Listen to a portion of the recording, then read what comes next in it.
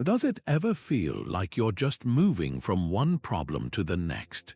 A sudden work deadline lands in your lap, a difficult conversation looms, or maybe it's just the constant pressure of a world that never seems to slow down. These everyday obstacles can feel like walls, blocking your path and draining your energy, leaving you stuck in a cycle of frustration. But what if you had a map? A set of mental tools that didn't just help you endure these challenges, but taught you how to outsmart them completely, turning every roadblock into a stepping stone. This isn't a modern self-help fantasy. This is the promise of a philosophy forged in the fires of ancient adversity, a system of strategic thinking perfected by the greatest minds of the Stoic tradition. The Roman Emperor Marcus Aurelius, a man who faced immense pressure and constant warfare, captured this exact idea when he wrote, "You have power over your mind, not outside events." Realize this and you will find strength. Think about the weight of that statement. The power isn't in changing the world around you first. It's in mastering your perception of it. That shift in perspective is the very heart of strategic thinking, and it's a skill the Stoics considered fundamental to a life of resilience and purpose. In this video, we are going to unpack the profound and practical wisdom of these ancient thinkers. This isn't about dusty textbooks or abstract theories. We will explore a complete toolkit of mental models and exercises designed to reframe your relationship with difficulty. You will learn how to distinguish between what you can and cannot control, how to mentally prepare for setbacks so they lose their sting, and how to find the hidden advantage buried inside every single obstacle you face. We are going to move beyond simply coping and into the realm of truly thriving, using strategic principles that transform everyday challenges into your greatest opportunities for growth. This is a journey into practical wisdom, a guide to building an unshakable core so you can navigate life with clarity, calm, and undeniable strategic advantage. The single most powerful strategic tool from Stoicism is understanding what is and isn't yours to control. This principle, known as the Dichotomy of Control, forms the bedrock of all Stoic strategic thinking. It's the mental model that allows you to stop wasting precious energy on the unchangeable and start channeling all your effort into what you can actually influence. The Stoic philosopher Epictetus, a former slave who knew a thing or two about facing circumstances beyond his command, laid this out with stunning clarity in his handbook, the Enchiridion. He wrote, "Some things are within our power while others are not. Within our power are opinion, motivation, desire, aversion, and, in a word, whatever is of our own doing. Not within our power are our body, our property, reputation, office, and, in a word, whatever is not of our own doing." Let that division sink in for a moment. On one side, you have your internal world, your judgments about events, your intentions, your values, and the actions you choose to take. This is your sovereign territory. On the other side, you have the entire external world, what other people say and do, the weather, the stock market, whether you get the promotion, even the health of your own body. These are ultimately not yours to command. The profound strategic insight here is that your peace of mind and your effectiveness depend entirely on keeping this distinction clear. When you confuse the two, when you try to control what you cannot and neglect what you can, you are setting yourself up for a life of frustration, anxiety, and perpetual disappointment. Consider a modern scenario you've likely experienced. A critical work deadline is suddenly moved up by your boss. The initial, automatic reaction is often a surge of frustration and stress. Your heart rate jumps, your mind races with thoughts of unfairness, and you feel a sense of panic. This is the untrained response, where you are effectively trying to control the fact that the deadline has changed something that is already done and outside your control. The Stoic strategy, however, is to immediately apply the dichotomy. The deadline change itself, that is an external event, an action of another person. It is not within your power. Your judgment about that change, your emotional reaction to it, and the subsequent actions you take, these are 100% within your power. So, the strategic shift is to consciously release the futile frustration over the changed deadline and immediately pivot your focus to the new landscape of what is controllable. You can reassess your priorities for the day. You can communicate clearly with your team about the new timeline. You can focus with intense concentration on the most essential tasks.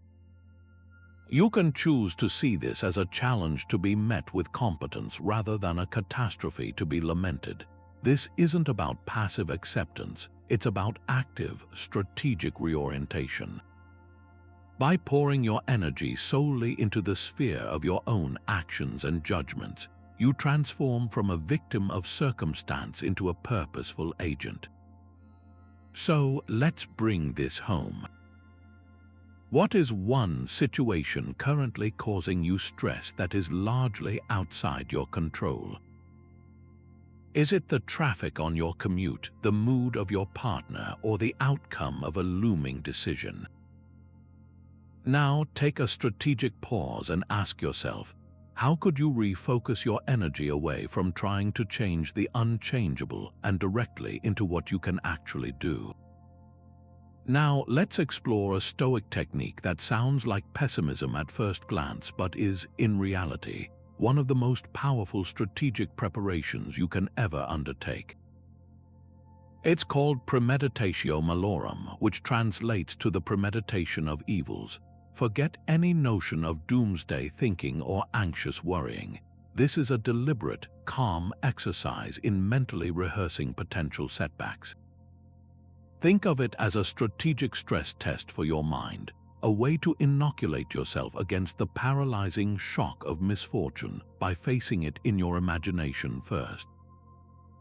The goal isn't to dwell on the negative, but to systematically rob future difficulties of their power to destabilize you. By visualizing what could go wrong, you build a foundation of resilience that allows you to meet any actual crisis with clarity and poise, not panic. The Stoic philosopher Seneca was a master of this practice. In his letters, he advised his friend Lucilius to regularly contemplate the fragility of his circumstances, not to live in fear, but to live in readiness. He wrote, "The person who has anticipated the coming of troubles takes away their power when they arrive. Let that sink in. By anticipating fortune's changes, you are not inviting them, you are disarming them." You are conducting a mental fire drill so that if a real fire ever breaks out, you don't freeze, you already know the exits. Imagine you are about to have a difficult conversation with a colleague or a family member.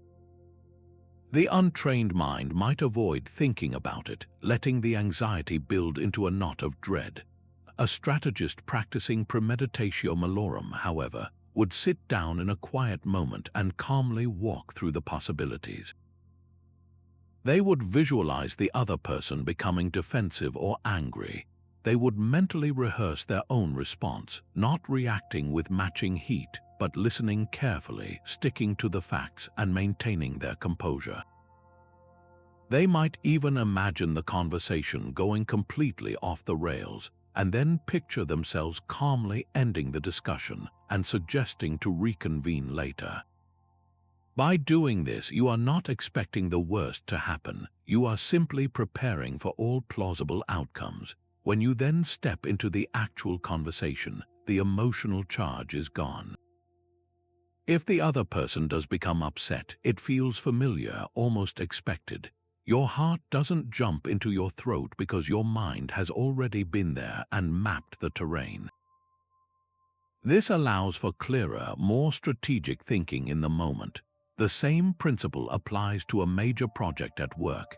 Instead of blindly hoping for success, a Stoic strategist would seriously consider the possibility of failure.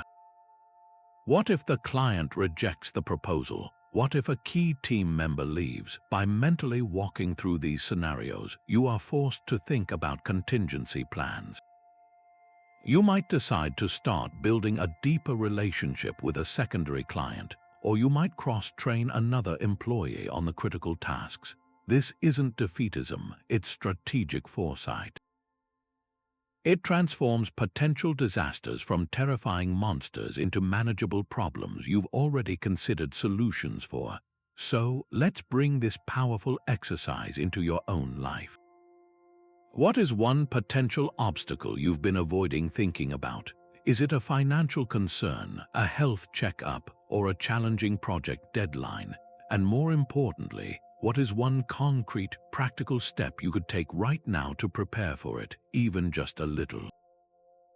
That single step of preparation is the first brick in building your own unshakable resilience. Now, let's take this a step further into what might be the ultimate strategic mindset. What if the most powerful response to an obstacle wasn't just to accept it calmly, but to genuinely, wholeheartedly love it? This is the profound and provocative idea behind amor fati, a Latin phrase that translates to a love of one's fate. This isn't about passive resignation or gritting your teeth and bearing it. Amor fati is an active, enthusiastic embrace of everything that happens, the setbacks, the delays, the failures, the unexpected detours, seeing each event not as a disruption to your plan, but as an essential and beneficial part of your growth. It's the practice of looking at every single circumstance, especially the difficult ones, and saying, "This too is for my good."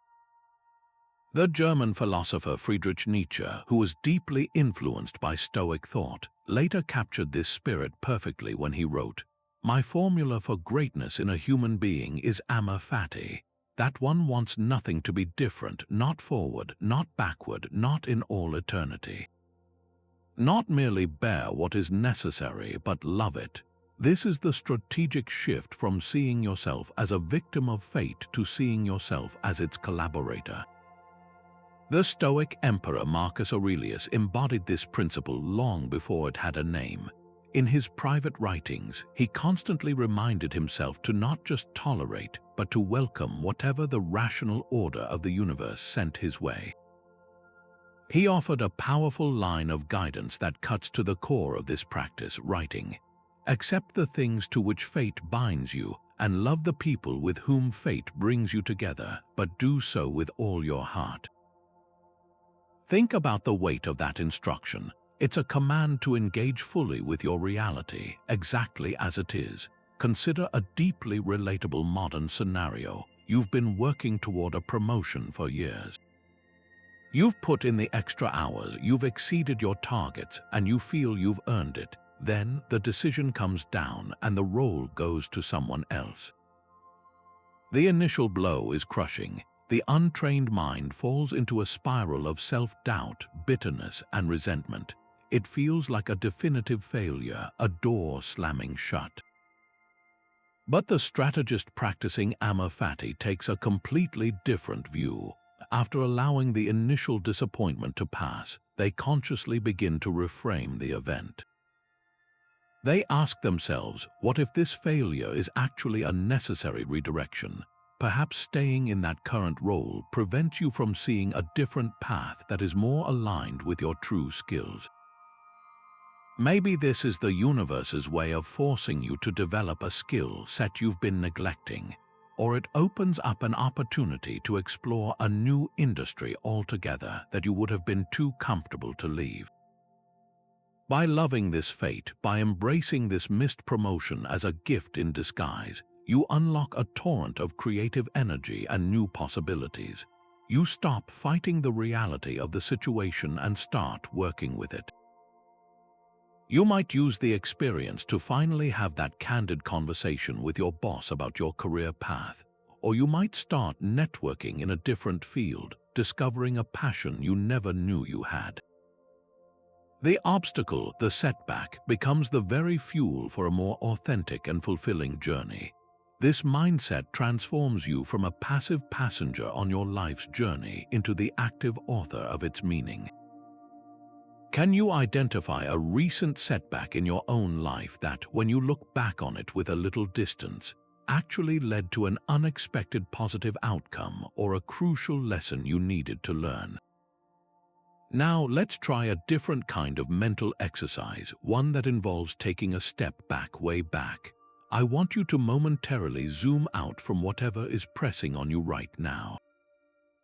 Close your eyes for just a second and picture this, not just your room or your city, but the entire planet Earth hanging in the black, silent void of space. See the continents, the swirling clouds, the deep blue of the oceans. Now pull back further. See our sun, a single star among hundreds of billions in our galaxy. And then pull back even more until our entire galaxy is just one tiny speck of light in an unimaginably vast cosmic web. This mental maneuver is the Stoic exercise known as the view from above, and it is not an escape from reality, but a profound strategic tool to reclaim it. By consciously contemplating the sheer scale of the cosmos and the fleeting brevity of our own lives within it, you instantly recalibrate your perception of what truly constitutes a problem. The things that feel so massive and urgent in the moment, the stressful email, the critical comment, the frustrating delay, are revealed in their true proportion, tiny, temporary blips in the grand, sweeping narrative of existence. This perspective doesn't make your challenges disappear, but it completely drains them of their exaggerated importance, allowing you to approach them with a calm, strategic patience that would otherwise be impossible. Marcus Aurelius, who spent his nights in military camps on the frontier of the Roman Empire, constantly returned to this practice in his private journal. He would remind himself of his own smallness to fortify his mind against the pettiness and strife of court politics and the horrors of war. He offers us a perfect line for this exercise, writing, "Keep always in mind how vast is the universe, and how small a part of it is man's life, and how brief a moment is the span of life, and how vast the gulf of time before and after." Let that thought really settle in. The universe is ancient beyond comprehension, and our time within it is astonishingly short. The arguments, the anxieties, the desperate grasping for status and possessions, how significant are they truly when held against this cosmic backdrop? This shift in viewpoint is a strategic superpower. Let's apply it to a universal modern annoyance, getting stuck in a traffic jam. You're running late, your schedule is thrown into chaos, and frustration begins to boil over. Your heart rate climbs, your grip tightens on the steering wheel, and you feel a genuine sense of anger at the situation. This is the default ground-level view. Now activate the view from above. From this new vantage point, look down at the scene. You are one person in one car, in a long line of cars, on a single ribbon of road, on a massive planet spinning through space. The meeting you're late for, the appointment you might miss in the grand scheme of the universe, does this delay truly matter? The answer is almost certainly no. This isn't to say your responsibilities are meaningless, but it places them in a context where they cannot legitimately command such a powerful, destructive emotional response. By making this conscious perspective shift, the frustration doesn't just lessen, it often evaporates entirely, replaced by a calm acceptance. You can't make the traffic move any faster. But you can control your reaction. You can use the unexpected time to listen to an audiobook, to plan your day, or simply to sit in silence and observe your own breath. The obstacle hasn't changed, but your relationship to it has been completely transformed. You've moved from being a victim of circumstance to a calm observer, and that is a position of immense strategic strength. When you feel overwhelmed by any problem, big or small, try this perspective shift. Look at your challenge from 10,000 feet, from 1,000,000 miles from the edge of the galaxy. How does that new vantage point change the weight of the problem? You'll often find that what felt like an immovable mountain from the ground is, from a sufficient height, just a small and manageable part of the landscape. But here is perhaps the most transformative strategic insight of all. The obstacle itself is almost never the real problem. The real problem is almost always the story we tell ourselves about the obstacle. The Stoics had a precise term for this initial, raw data that enters our mind. They called it a fantasia, an impression. This is the unadorned, unfiltered event before our mind has had a chance to label it, judge it, and weave a narrative around it.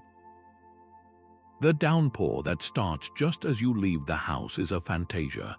The terse email from your boss is a fantasia. The sudden financial expense is a fantasia. None of these things are inherently bad in and of themselves. They are simply facts of reality. The disturbance, the stress, the suffering, that all comes in the next critical moment when we automatically and often unconsciously attach a value judgment to that impression. We take the rain and we judge it as terrible because it will ruin our hair. We take the email and we judge it as an attack on our competence. We take the expense and we judge it as a catastrophe that will ruin everything. This is the core of all cognitive reframing, and the Stoics were masters of it 2,000 years before modern psychology. They trained relentlessly to insert a tiny, strategic pause between the impression and their assent to the judgment, to separate the raw event from the layer of interpretation we instantly paint over it. The philosopher Epictetus, whose teachings are a practical manual for mental freedom, laid this out with absolute clarity. He famously stated, "Men are disturbed not by things, but by the views which they take of them." Let's sit with the power of that for a moment. The email didn't disturb you. Your opinion that the email means you are failing at your job is what disturbed you. The rain didn't ruin your mood. Your belief that a perfect day requires sunny weather is what ruined your mood. When you realize this, you realize that the true battlefield is not the external world, but the internal landscape of your own judgments. And that is a battlefield where you hold all the power. Let's bring this to life with a scenario everyone can relate to: receiving critical feedback at work. Your manager pulls you aside and says, "I noticed a few errors in the last report you submitted. We need to be more careful with our data." The fantasia, the raw impression, is simply the sound of those words. That's it, but for most of us, in a fraction of a second, a whole cascade of automatic judgments floods our system. We might hear, "You are incompetent." We might feel the sting of shame. We might start worrying that our job is at risk. We have taken a neutral piece of data, there were errors in the report, and we have turned it into a story about our fundamental worth and future security. The strategic Stoic response is to catch that cascade before it gains momentum. It's to consciously separate the fact from the frightening fiction our mind wants to create. The fact is, the report contained errors. That is neutral information. It is data. The judgment, "I am incompetent," is just that, a judgment, and a rather extreme and unhelpful one at that. By practicing this separation, you can choose a different, more strategic judgment. You could choose to see the feedback as, "This is an opportunity to improve my attention to detail." Or, "My manager is investing in my growth by pointing this out." Or, at its most basic, "This is a specific correction on a specific task, and that is all it is."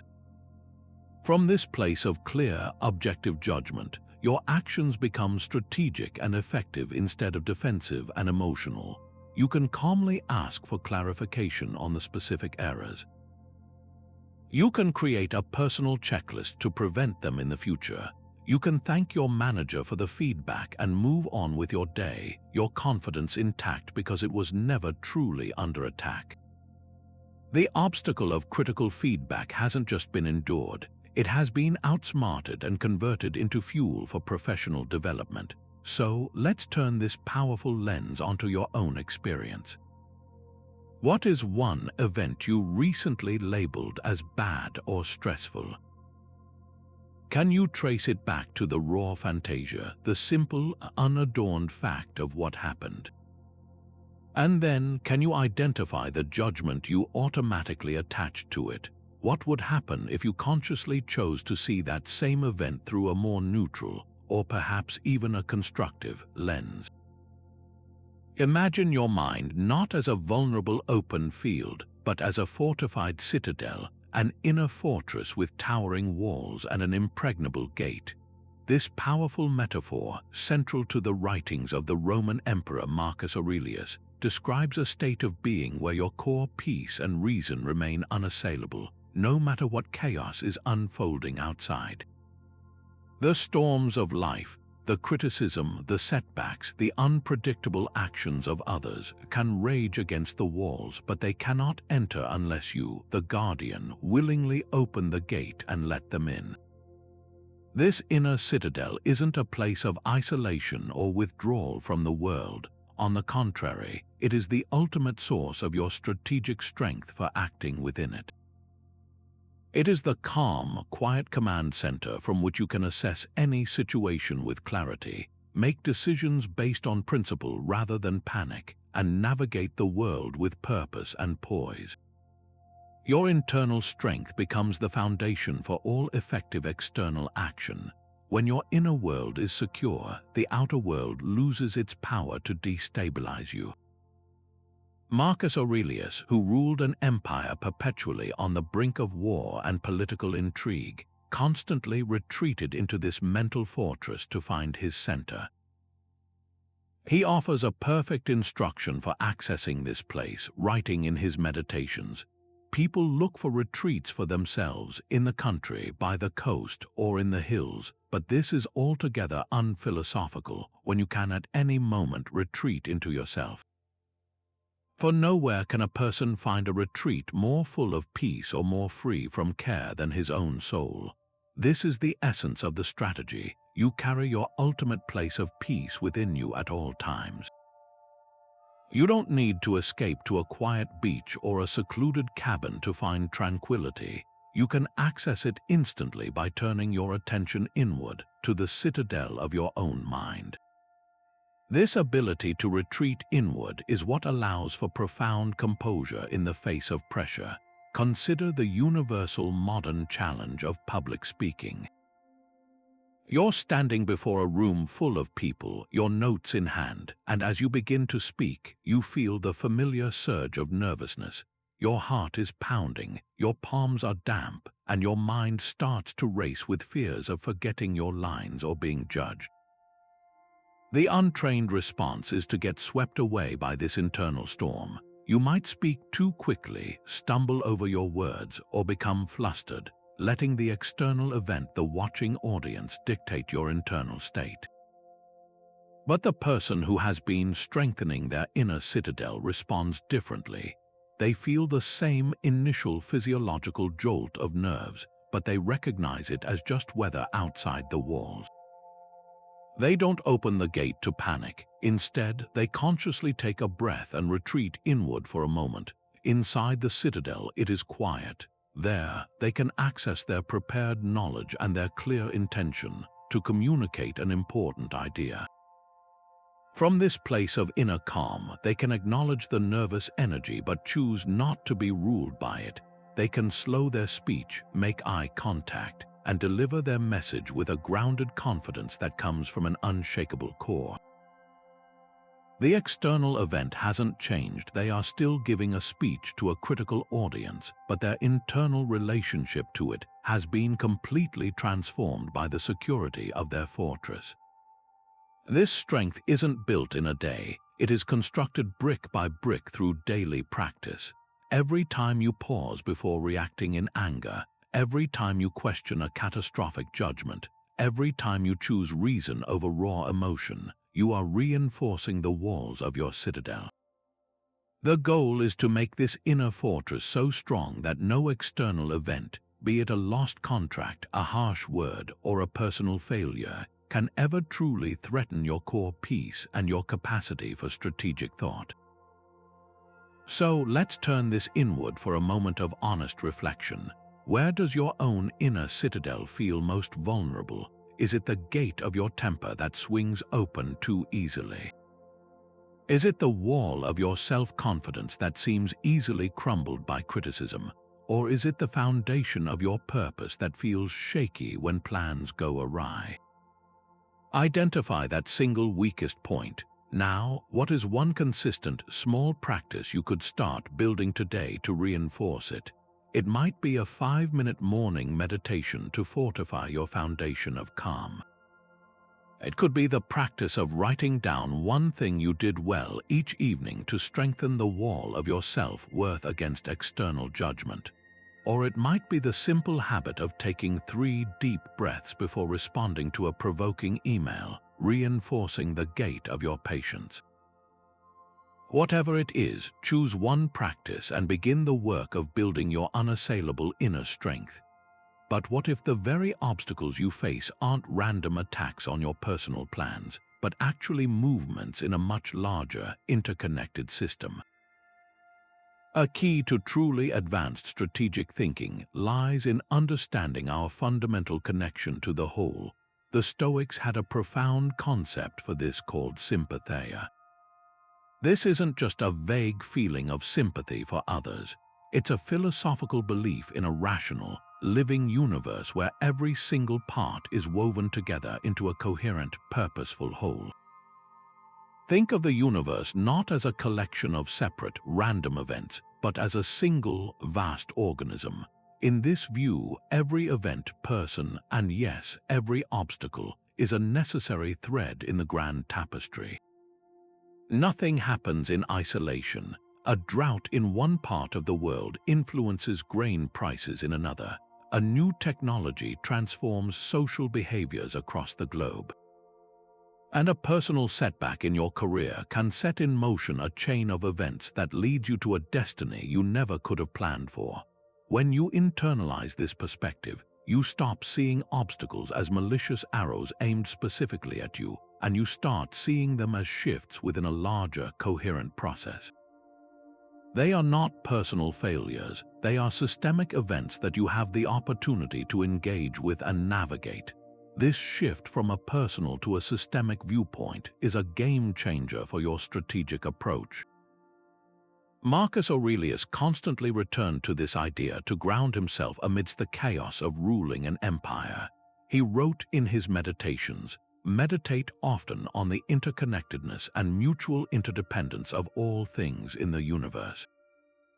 He reminds us that all things are intertwined, and a sort of sacred bond unites them. There is a reason the classic image of the Stoic sage is a person who remains calm in a storm. It's not that they don't feel the wind and rain, but they understand the storm as a natural part of the planet's weather system, not as a personal vendetta from the clouds. Let's apply this powerful lens to a modern professional challenge. Imagine you are a manager, and a critical component for your project is stuck in a supply chain disruption halfway around the world. The factory is closed due to a local political issue you have zero control over. The default personal viewpoint is one of frustration and panic. You might feel like a failure for not having anticipated this, or you might direct anger at the distant supplier, seeing them as an obstacle to your success. You are viewing the disruption as an isolated attack on your timeline, but the strategist who understands sympathy sees the situation entirely differently. They see the disruption not as a standalone problem, but as a symptom of a larger global system. It is a knot in the vast, interconnected web of international trade, politics, and logistics. This systemic view immediately changes the strategic response. Instead of wasting energy on blame or panic, the energy is directed toward understanding the system and finding a new path within it. You start asking systemic questions. What other suppliers exist in different parts of the network? Can we redesign the product to use a more readily available component? How can we communicate with our own team and clients to manage expectations collaboratively, acknowledging that we are all subject to these global forces? This approach leads to collaborative, creative, and ultimately more effective solutions. You stop fighting the system and start working with its inherent interconnectedness. You become a node within the network that is adept at finding new connections, rather than a solitary fighter raging against a single broken link. This principle applies just as powerfully to personal challenges. A conflict in a relationship isn't just about one argument. It's part of the larger system of your shared history, communication patterns, and individual needs. Seeing it this way moves you from winning the fight to improving the system of the relationship. So, take a moment to look at a challenge you're currently facing. How can viewing it not as an isolated problem, but as part of a much larger system, change your entire approach to solving it? There's a crucial distinction to be made between simply giving up and a far more powerful strategic stance the Stoics called the Art of Acquiescence. This isn't about passive resignation where you slump your shoulders and mutter, "Well, I guess that's that." That kind of surrender drains your power and leaves you feeling helpless. Stoic acquiescence is the exact opposite. It is an active, clear-eyed, and deliberate acceptance of reality exactly as it is in this very moment. It's the mental shift of looking directly at a situation you cannot change and saying, "This is the current landscape." Fighting against the simple fact of its existence is a complete waste of my limited energy. By accepting this reality without complaint or internal struggle, I free up all my resources to respond to it effectively and creatively. Think of it as the difference between a sailor who exhausts himself by raging against the direction of the wind, and a skilled sailor who immediately accepts the wind's new direction and strategically adjusts his sails to still reach his destination. Both sailors face the same external condition, but one is left drained and adrift, while the other conserves his strength and finds a new path forward. The wind itself is neutral. It's the sailor's response to it that determines the outcome. This is the core of the strategic wisdom behind acquiescence.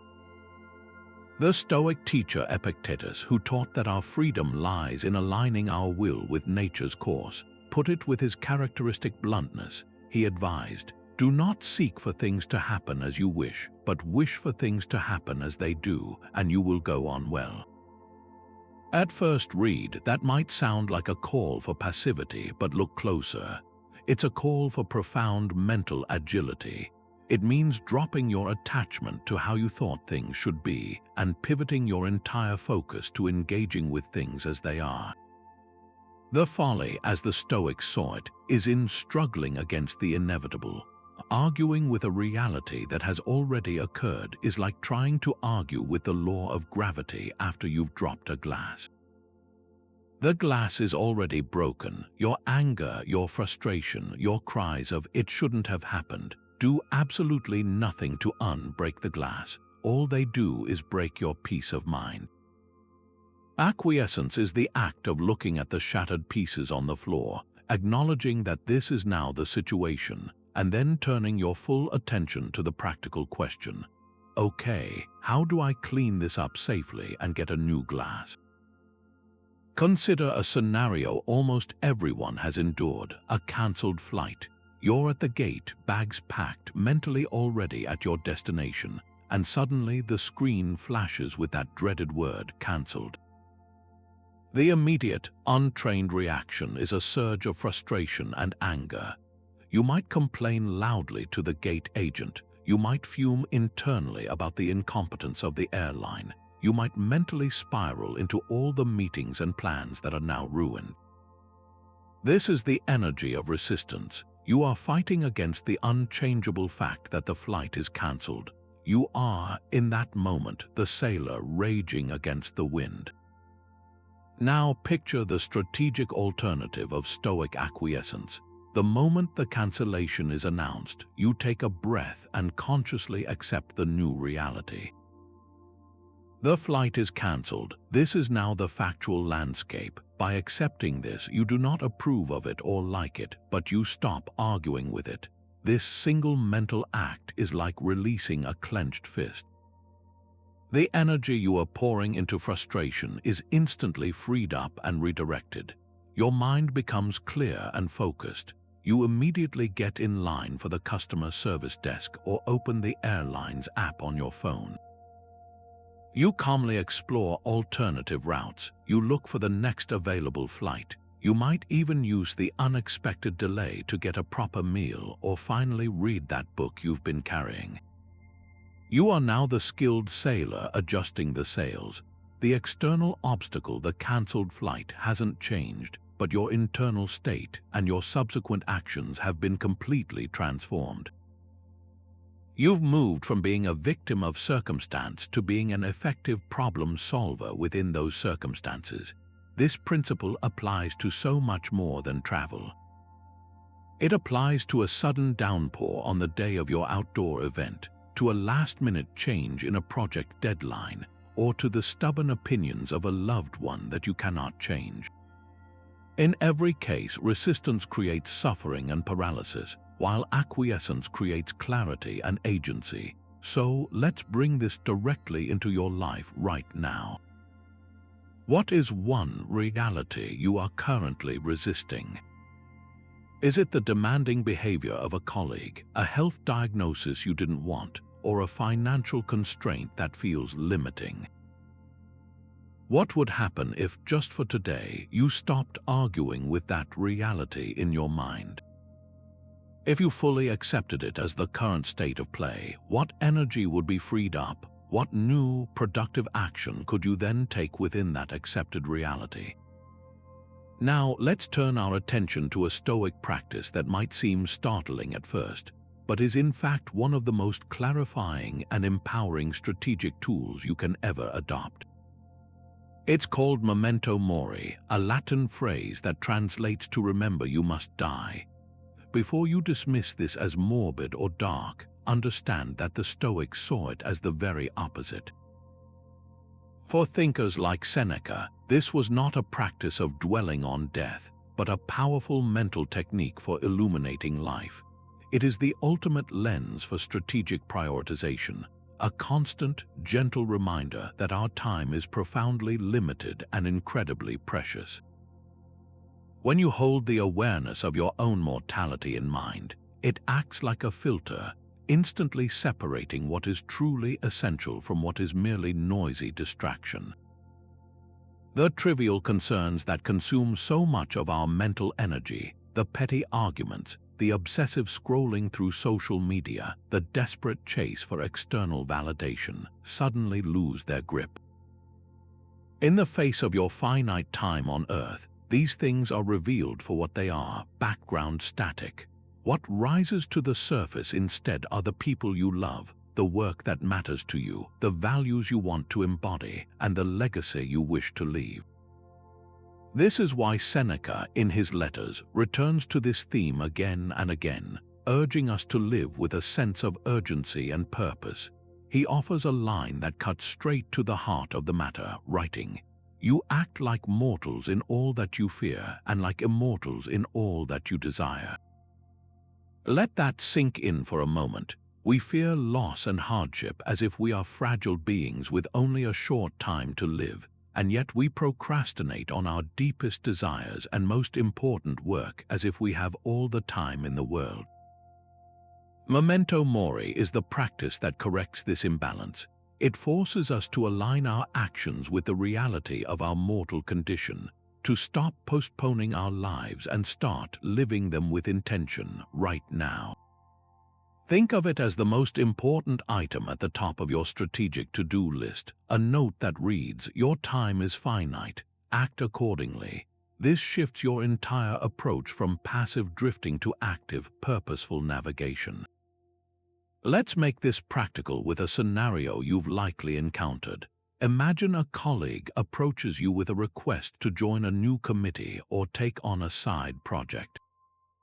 On the surface, it seems flattering and perhaps even professionally beneficial, but you're already stretched thin, and this new commitment would eat into the evenings and weekends you had reserved for working on a personal goal that is deeply meaningful to you, perhaps writing a book, starting a business, or dedicating more quality time to your family. The untrained mind, operating under the illusion of endless time, might say yes out of a sense of obligation or a fear of missing out. It adds the commitment to an already overflowing schedule, quietly sacrificing the core goal for the sake of a peripheral one. But the strategist who practices Memento Mori pauses and brings the question into sharp focus.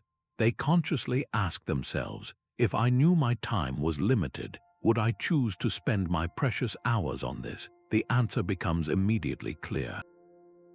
The new request, while perhaps well-intentioned, is a distraction from what you have identified as truly vital. This clarity grants you the courage to decline gracefully and without guilt. You can say, "Thank you so much for thinking of me, but I need to focus my energy on my current priorities right now." This isn't being rude or uncooperative. It is an act of profound self-respect and strategic time management. You are making a conscious choice to invest your finite life in the pursuits that align with your deepest values, and saying no to anything that would dilute that focus. The practice of Memento Mori transforms you from a people-pleaser into a purpose pursuer. It's the philosophical equivalent of the famous question asked by Steve Jobs. If today were the last day of my life, would I want to do what I am about to do today? When the answer is no too often, it's a signal that a strategic course correction is desperately needed. So, let's bring this powerful reflection directly into your own life. It's a challenging but incredibly revealing exercise. If you knew with certainty that you had just 1 year left to live, what is the one thing you would stop doing immediately? Would it be complaining about things you cannot change? Would it be sacrificing your health for a job that doesn't fulfill you? And just as importantly, what is the one thing you would start? Would you finally have that difficult but necessary conversation? Would you book the trip you've always dreamed of? Would you dedicate yourself to a creative project you've been putting off for years? Your honest answers to these questions aren't just hypotheticals. They are a blueprint for living a life with far less regret and far more meaning starting today. Now, let's turn our attention inward to a source of obstacles that is often entirely of our own making. It's a startling realization, but many of the very walls we feel are blocking our path weren't built by the outside world at all. They were constructed brick by our own unchecked desires. This is where the Stoics introduce a powerful and deeply strategic practice known as the discipline of desire.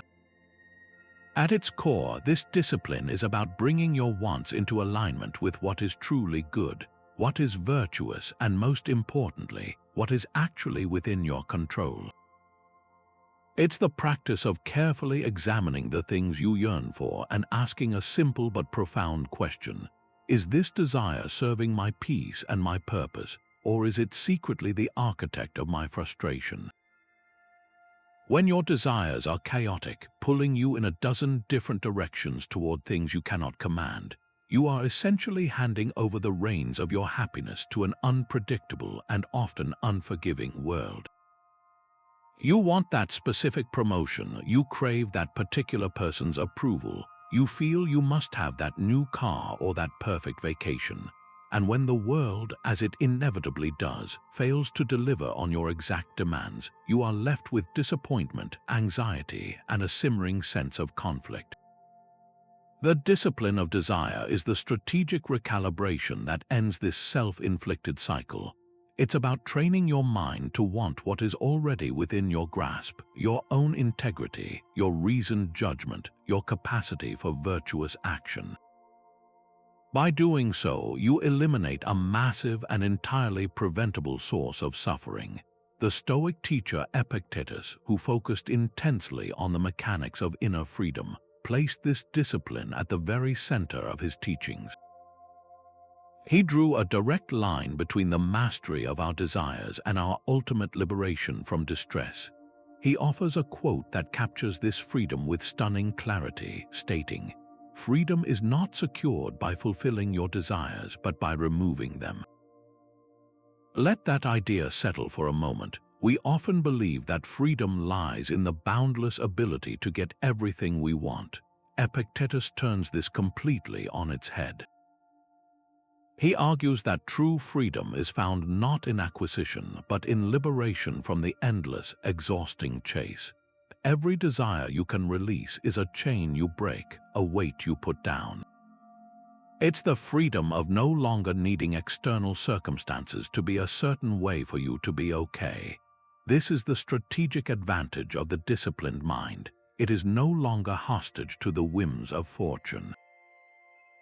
Consider a modern example that resonates with so many of us today: the relentless pursuit of more possessions and a more cluttered, busy lifestyle.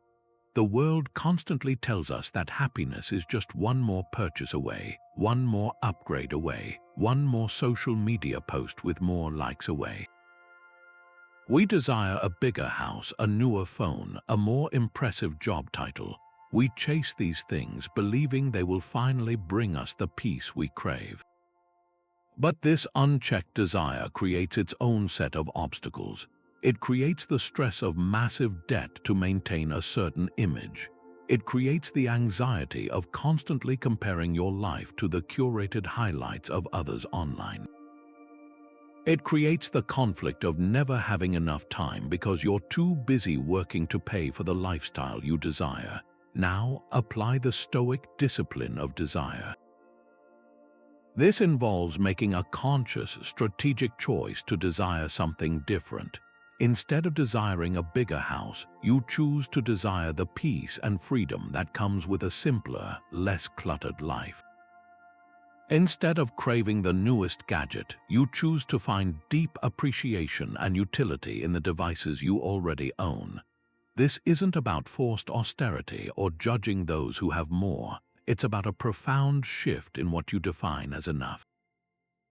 The person who makes this strategic shift experiences an immediate reduction in internal conflict. The obstacle of constant financial pressure begins to dissolve because your desires are no longer perpetually outstripping your means. The obstacle of comparison-induced anxiety fades because you are no longer running the same race. The energy that was once consumed by the hungry pursuit of more is suddenly freed up. You can redirect it toward cultivating rich relationships, engaging in meaningful hobbies, or simply enjoying the quiet contentment of a peaceful mind. You haven't changed the external world one bit, but by changing the nature of your desires, you have completely transformed your experience of it. The obstacle wasn't the size of your house, it was the size of your desire for a bigger one. So let's bring this transformative discipline into your own life for a moment of honest reflection.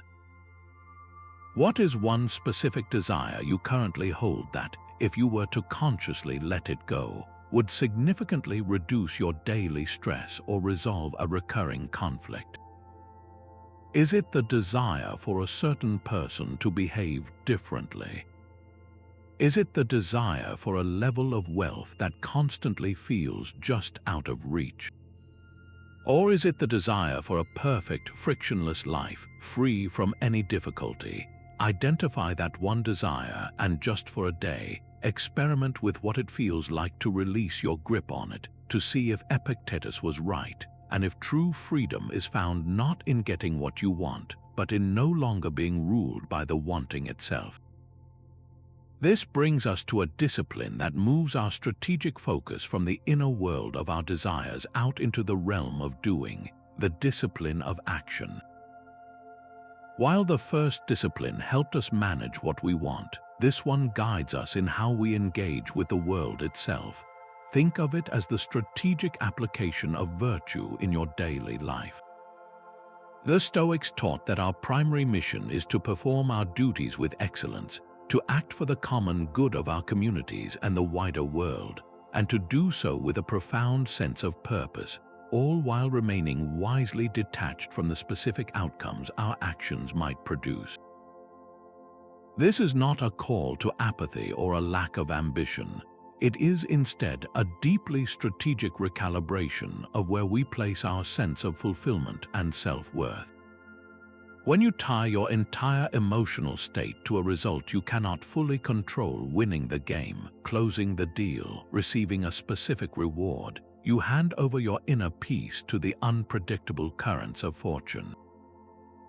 You set yourself up for either the temporary high of success or the crushing blow of failure, both of which are fleeting and ultimately outside your command. The discipline of action shifts the locus of your satisfaction to the one thing you can always control, the quality and integrity of your own effort. It's about falling in love with the process itself, with the act of doing the right thing in the right way for the right reasons, and then releasing your grip on the final result. This philosophy was perfectly embodied by Marcus Aurelius, who had to govern an empire amidst endless wars, plagues, and political betrayals. He constantly reminded himself that his job was not to control every outcome, but to fulfill his role with justice and reason. He offers a powerful guiding principle for this discipline, writing in his Meditations, "What is not good for the swarm is not good for the bee." This elegant statement captures the essence of acting as a citizen of a larger whole.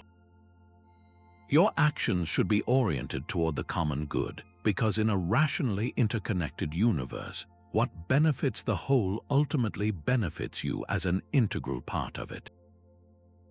Your job is to be the best bee you can be, to do your work for the health of the hive, trusting that this is where your purpose and your peace are found. Let's make this concrete with a professional scenario.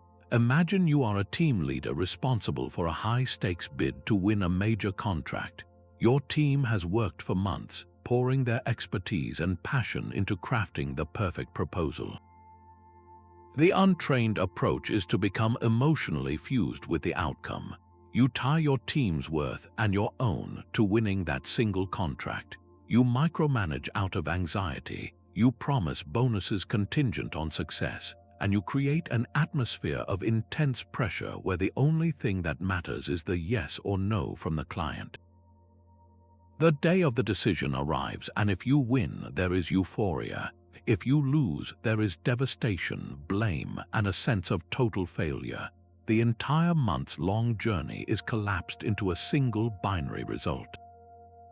Now consider the strategic approach guided by the discipline of action.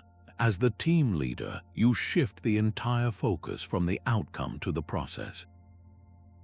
You emphasize that the goal is not solely to win the contract, but to prepare and deliver the most excellent, honest, and compelling proposal they are capable of creating.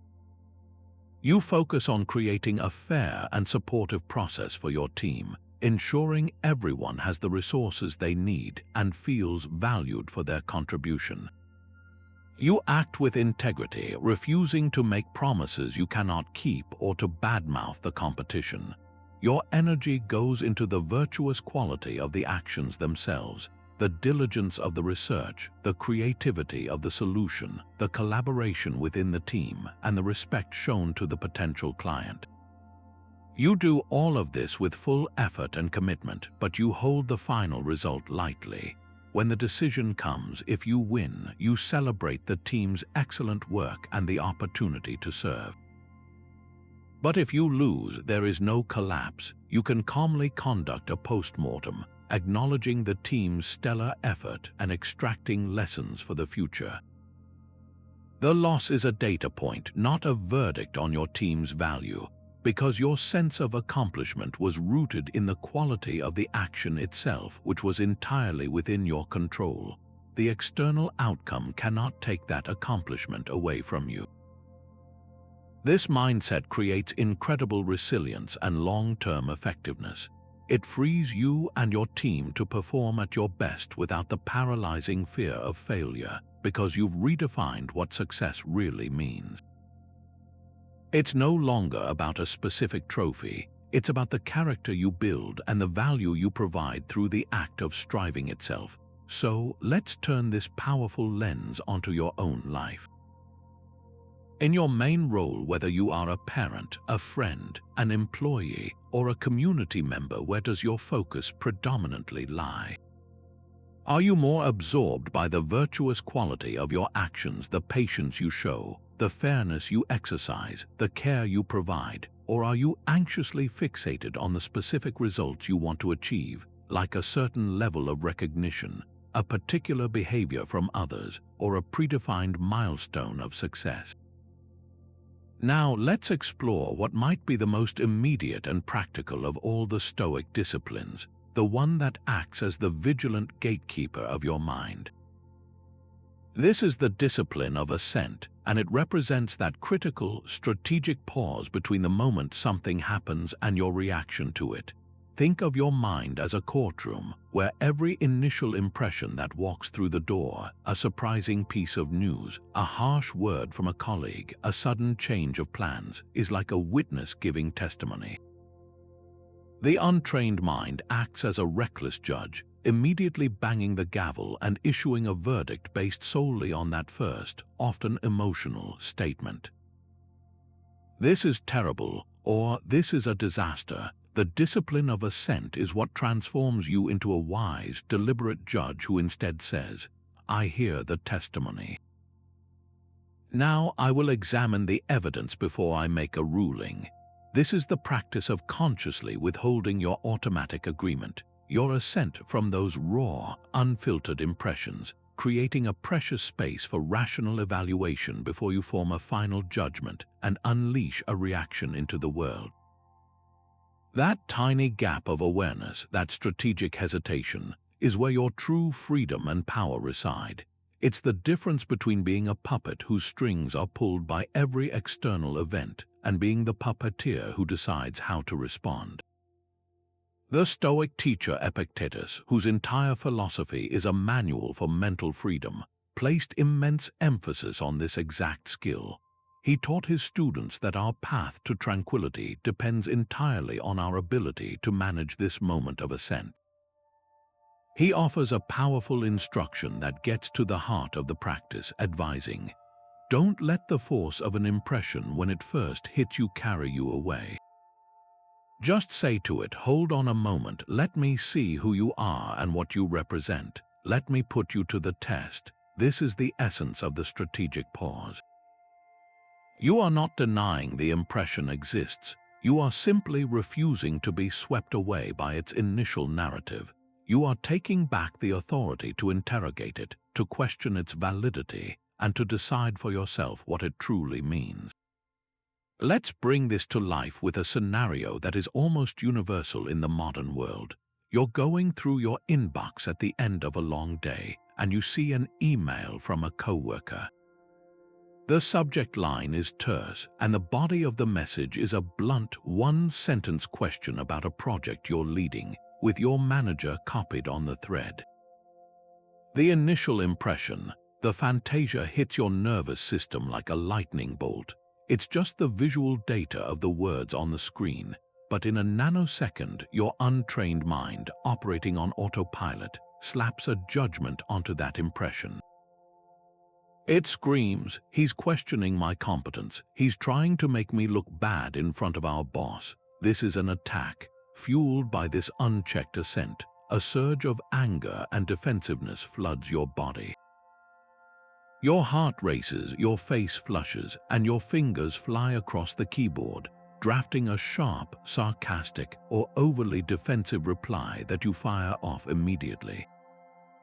The damage is done in a matter of seconds, and you are left with the simmering aftermath of a conflict that may have been entirely avoidable.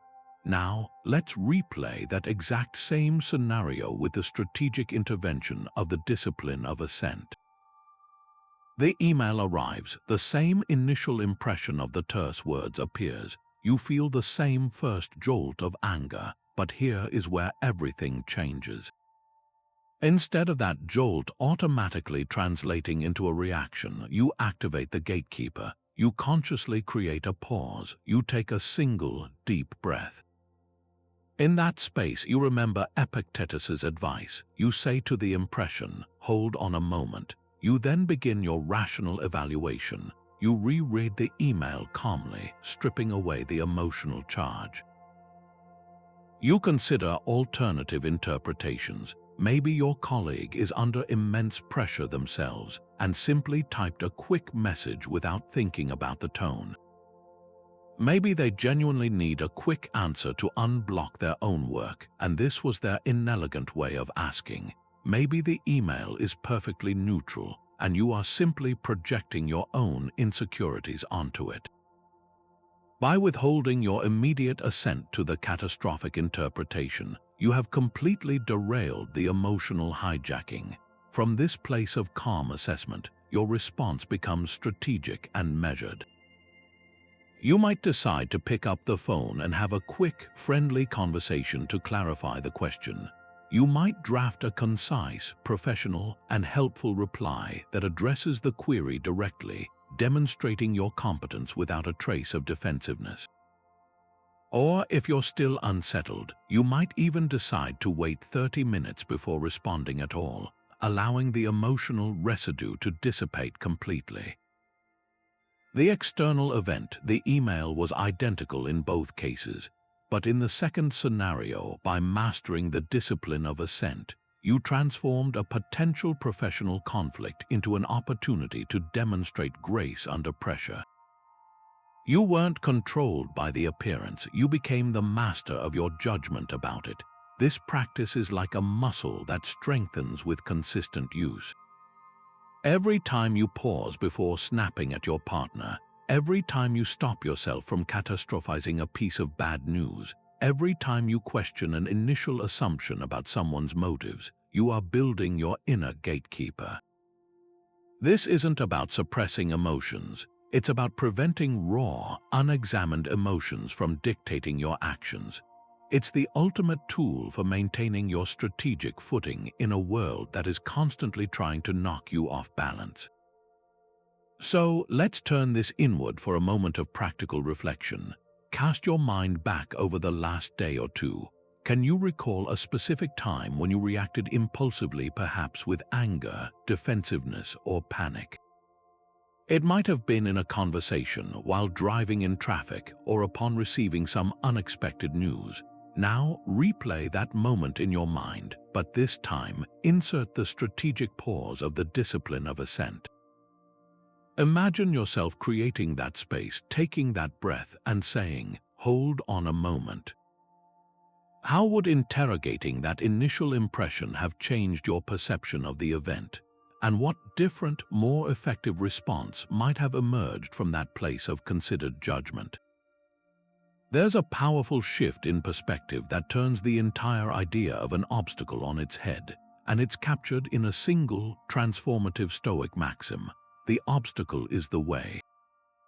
This isn't just a catchy phrase, it's a profound strategic principle that reframes every single barrier you encounter, not as a blockade on your path, but as the very path itself. It's the realization that the hindrance is not something to be circumvented or merely endured.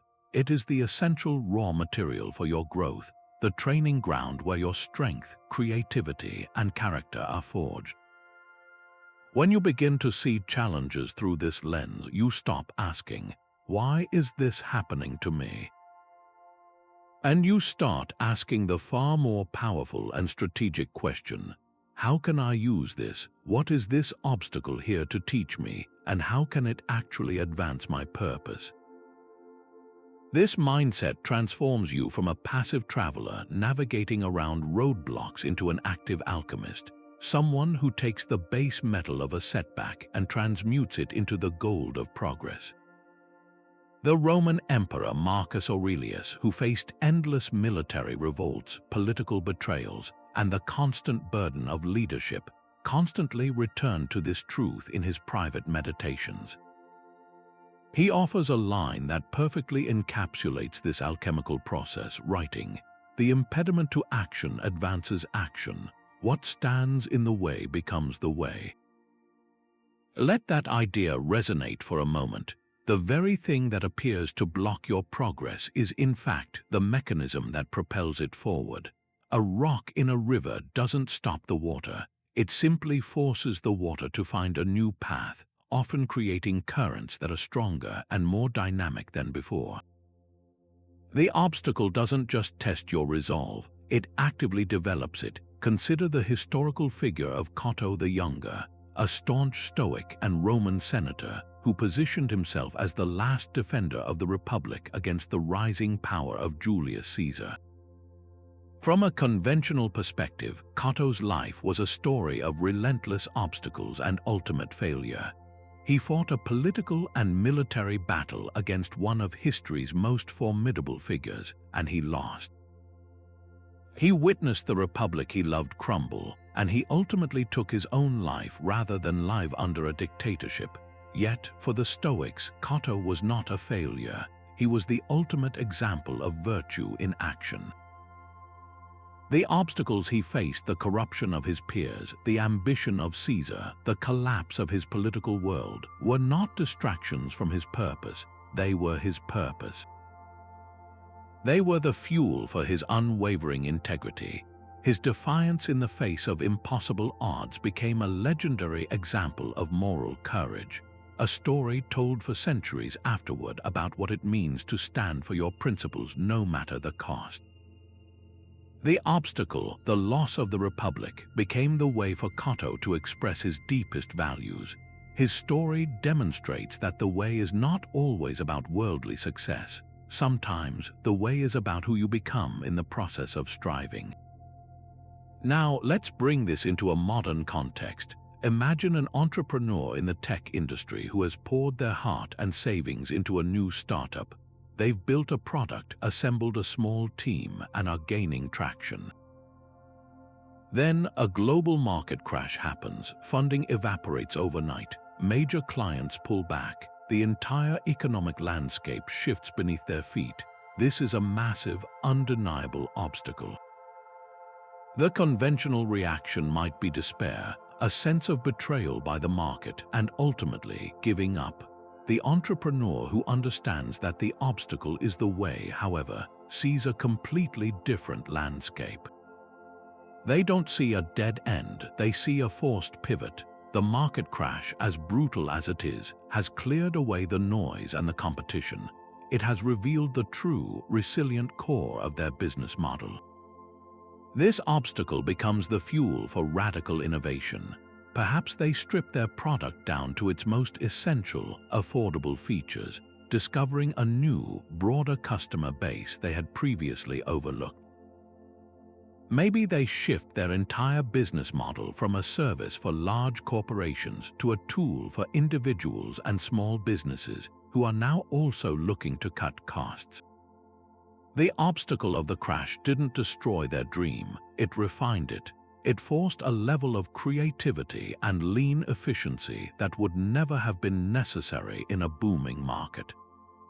The obstacle became the very thing that carved out their unique and ultimately more sustainable niche. The market crash wasn't the way around their success. It became the difficult, unexpected, but essential path to their success.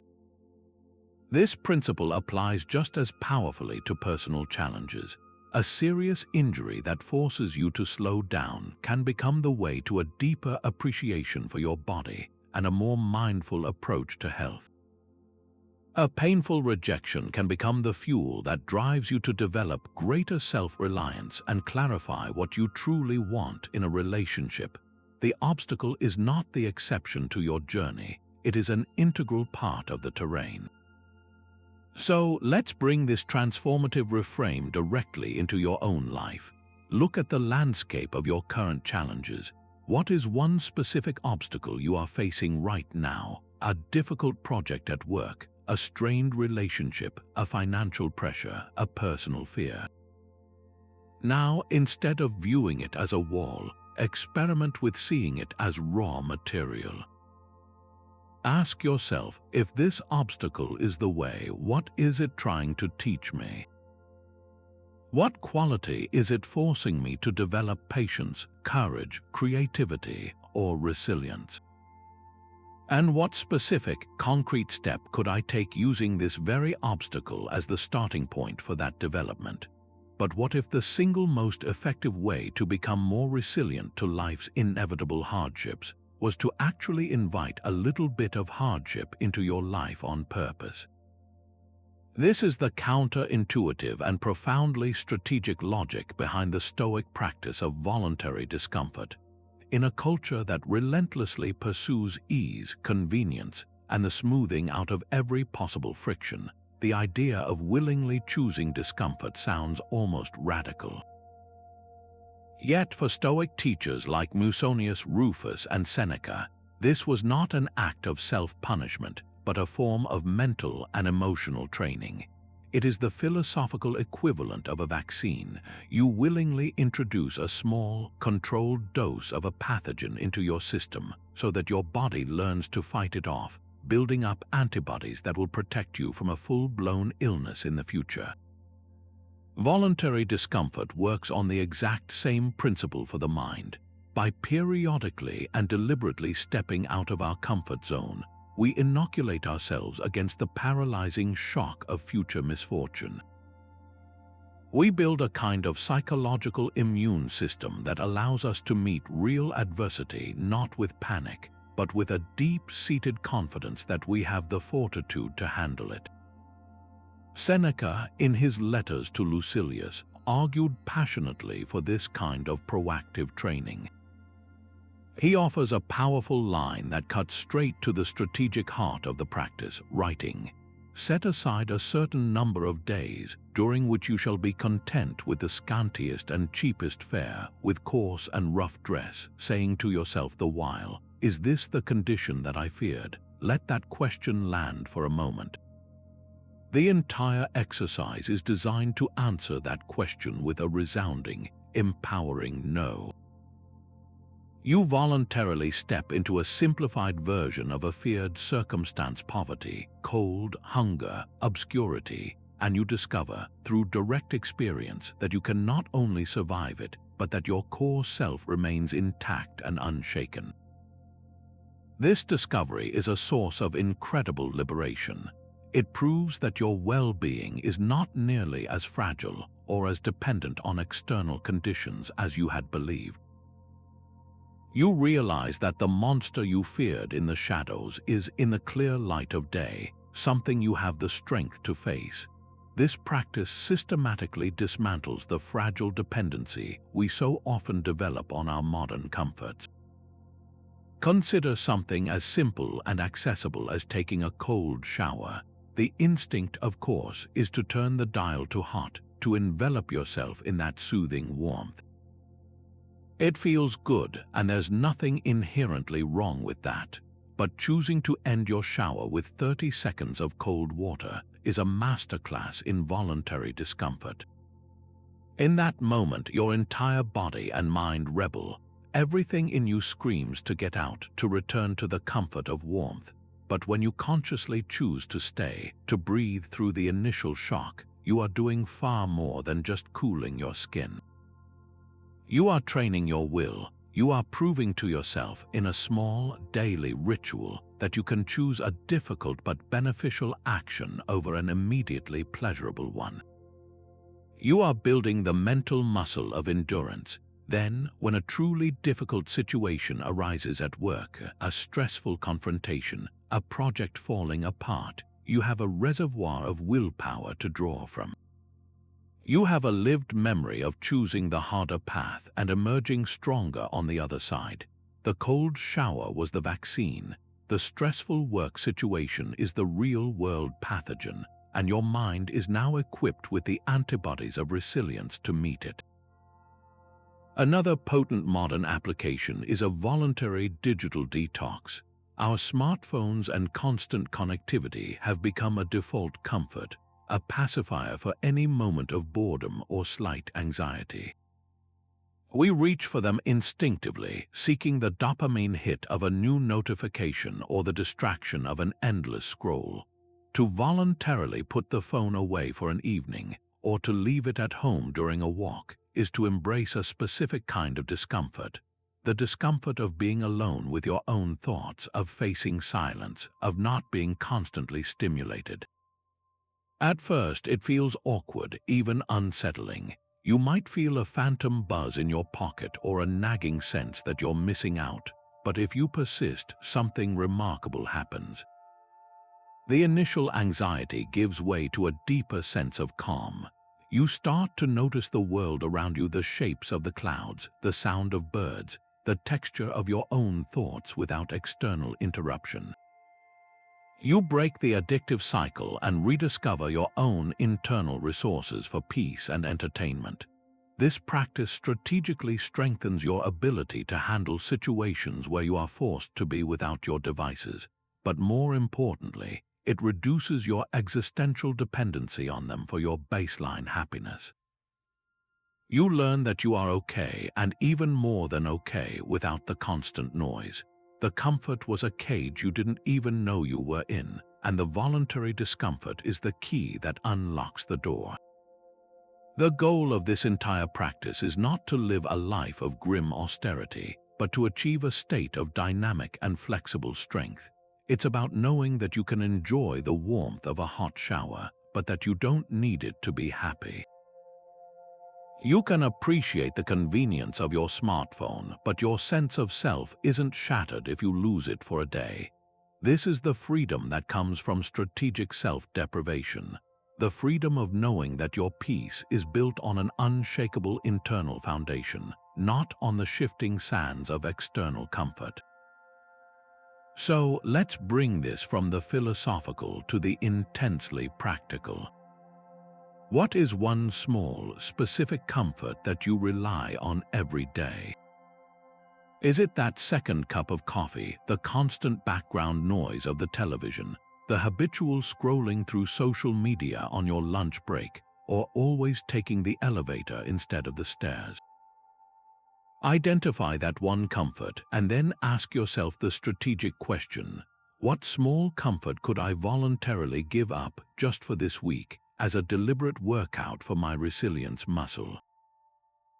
This brings us to a cornerstone of Stoic strategic thinking that might be the most challenging yet ultimately the most liberating: the role of Providence.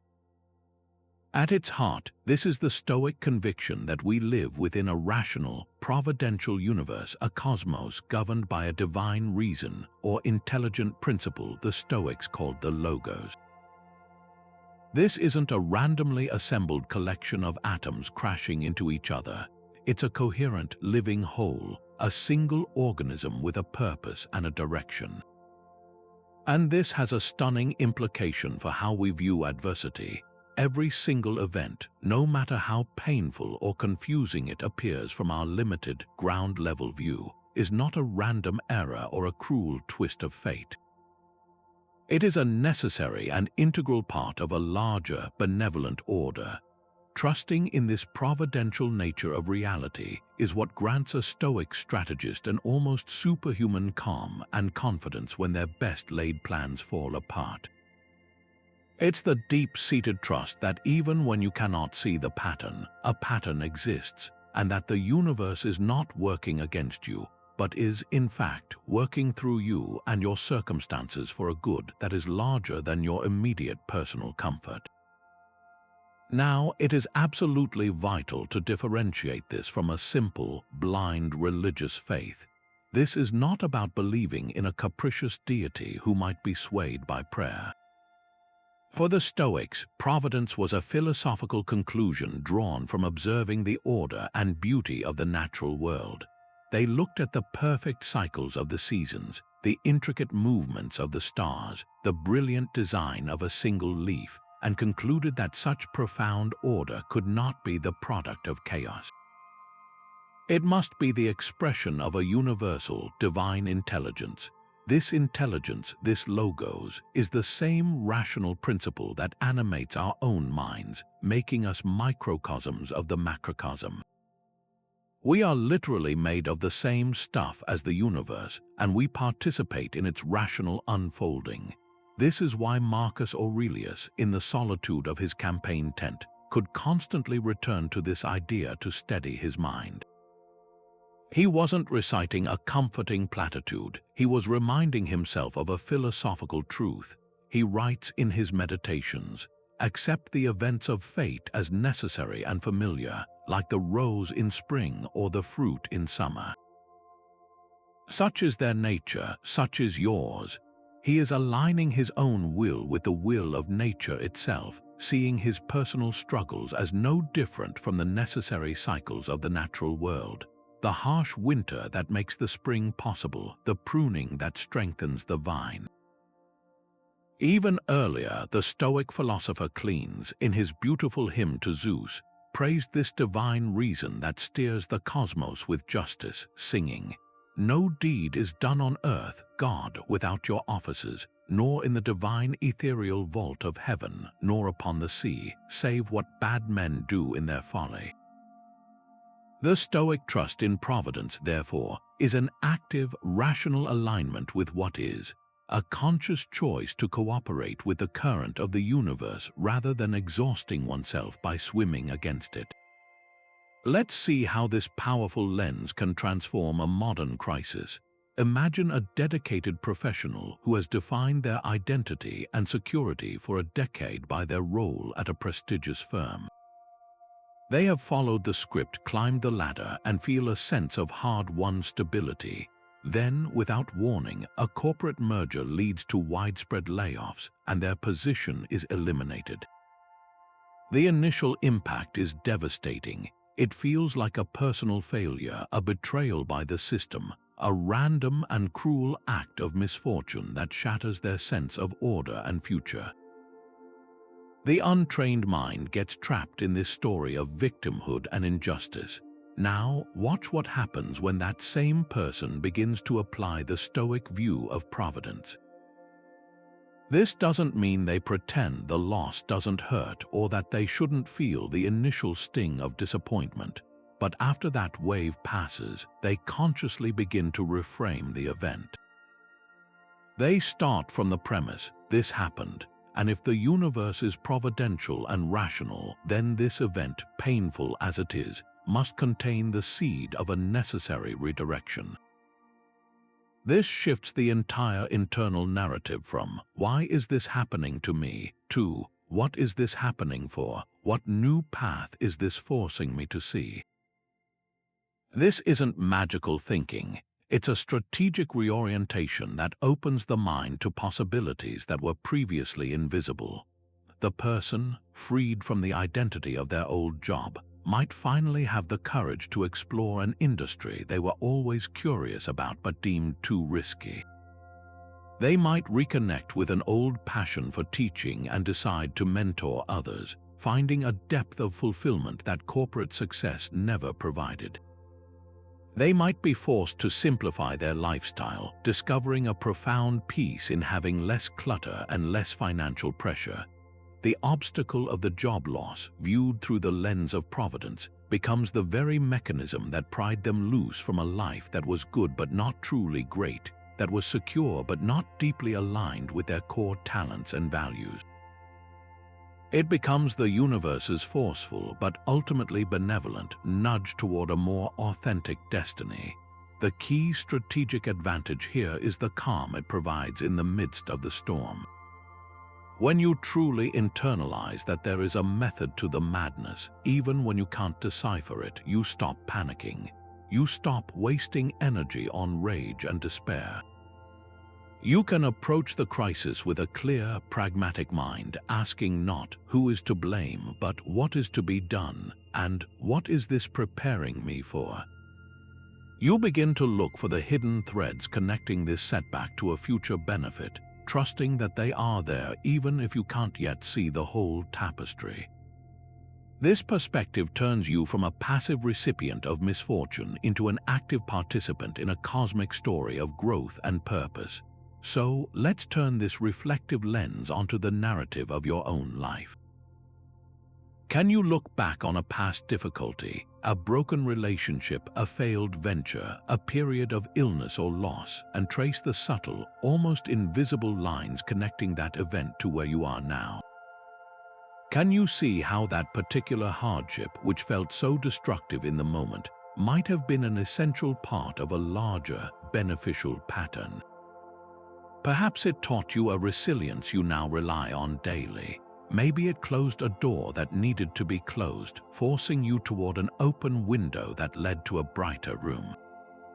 Recognizing these patterns in your past builds the muscle of trust for the difficulties of your present, allowing you to face them not with terror, but with a strategic and curious calm. Now let's focus on the master virtue that guides all the others, the one the Stoics called phronses, or practical wisdom.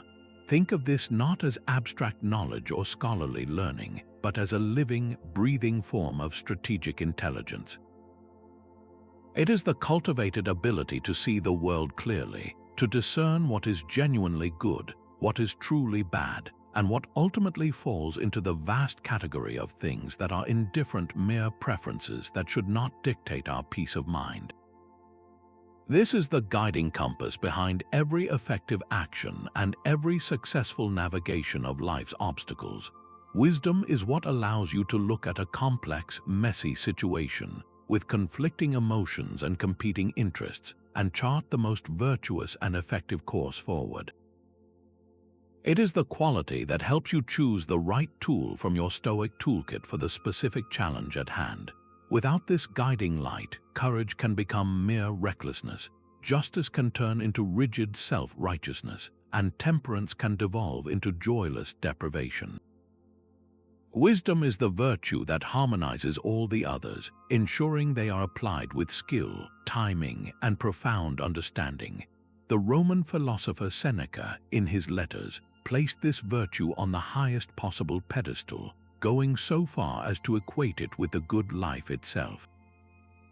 He offers a powerful statement that captures its supreme importance, writing, "The greatest good is a mind that scorns the happenings of chance and rejoices in virtue."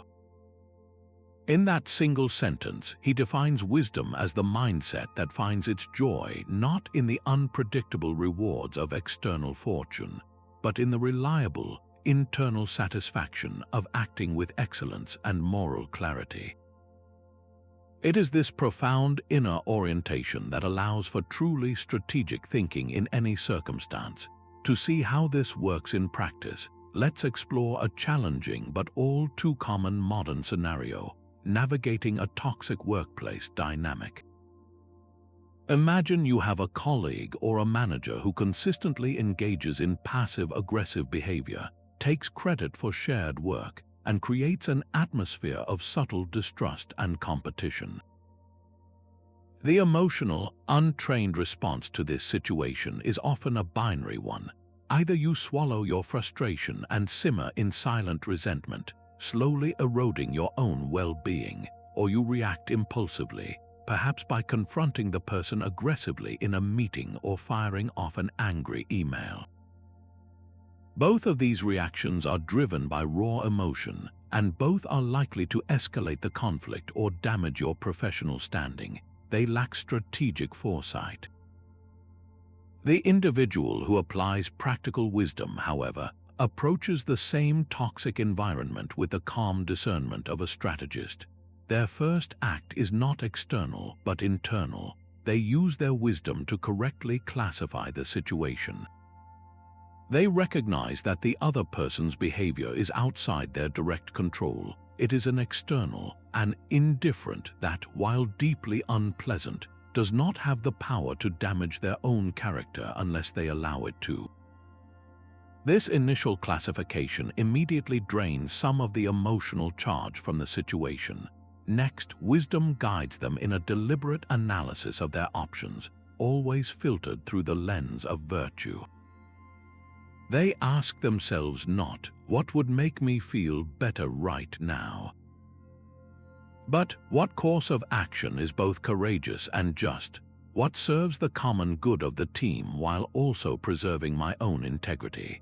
This wisdom might lead them to choose a path of strategic silence in the moment, recognizing that calling out the person publicly in a heated meeting would only create more chaos and unlikely lead to a positive change. Instead, they bide their time, focusing on their own work with impeccable excellence, ensuring their contributions are so visible and well documented that they cannot be easily co-opted. Then, wisdom guides them on when and how to act. They might request a private, calm conversation with the individual, choosing their words carefully to state observable facts rather than launching personal accusations, a tactic that is both courageous and more likely to be heard. Alternatively, if the person is a manager and the situation is truly untenable, wisdom might dictate a longer-term strategy of gradually building alliances with other reasonable colleagues, updating their own resume, and making a planned, dignified exit rather than an impulsive, dramatic one. In every step, practical wisdom provides the why and the when, not just the what. It is the quiet voice of reason that overrides the loud shout of emotion, ensuring that every move is considered, virtuous, and ultimately more effective in either resolving the problem or removing yourself from it with your dignity and principles fully intact. This is the power of phronses. It turns chaotic human conflicts into solvable strategic puzzles. So, let's bring this powerful virtue to bear on your own life. What is one complex, multi-layered problem you are currently facing, perhaps in a relationship, a family situation, or a professional dilemma? If you were to set your immediate emotions to the side for a moment and engage only your practical wisdom, what new pathways or solutions might become visible? How would a wiser, more discerning version of yourself choose to proceed? But courage in the Stoic sense has very little to do with the Hollywood image of a fearless hero charging into battle without a second thought. In fact, the Stoics would argue that a complete absence of fear in the face of genuine danger is not courage, but a form of ignorance or even insanity. The true Stoic virtue of courage, or Andrea, is something far more nuanced and strategically powerful. It is not the absence of fear, but the profound and rational judgment that something else is more important than that fear. It is the clear-eyed decision to act rightly, to do what is necessary and virtuous, even while your heart is pounding and your instincts are screaming at you to retreat. This makes courage an act of strategic prioritization. You are consciously choosing to place a higher value the integrity of a relationship, the pursuit of a meaningful goal, the defense of a principle above the temporary discomfort and perceived risk that fear represents. The Stoics defined courage as acting rightly in the face of danger, hardship, or even the intimidating weight of public opinion. It's the inner fortitude that allows you to stand your ground not because you are unafraid, but because your commitment to what is good and true is simply greater than your commitment to your own personal safety or comfort. This virtue is what bridges the gap between knowing the right thing to do and actually having the strength to do it. The Stoic teacher Epictetus, who himself endured the great hardship of being a slave before gaining his freedom, cut straight to the heart of this matter. He reframed the entire concept of courage as a form of knowledge, a strategic understanding of what is genuinely threatening. He offered this brilliant insight, writing, "Courage is the knowledge of what is to be feared and what is not to be feared." Let's unpack the immense power in that statement. Most of our fears are not about clear and present physical danger. They are phantoms of the mind centered on social and psychological threats. We fear embarrassment, we fear rejection, we fear the disapproval of others, we fear the temporary discomfort of a difficult conversation.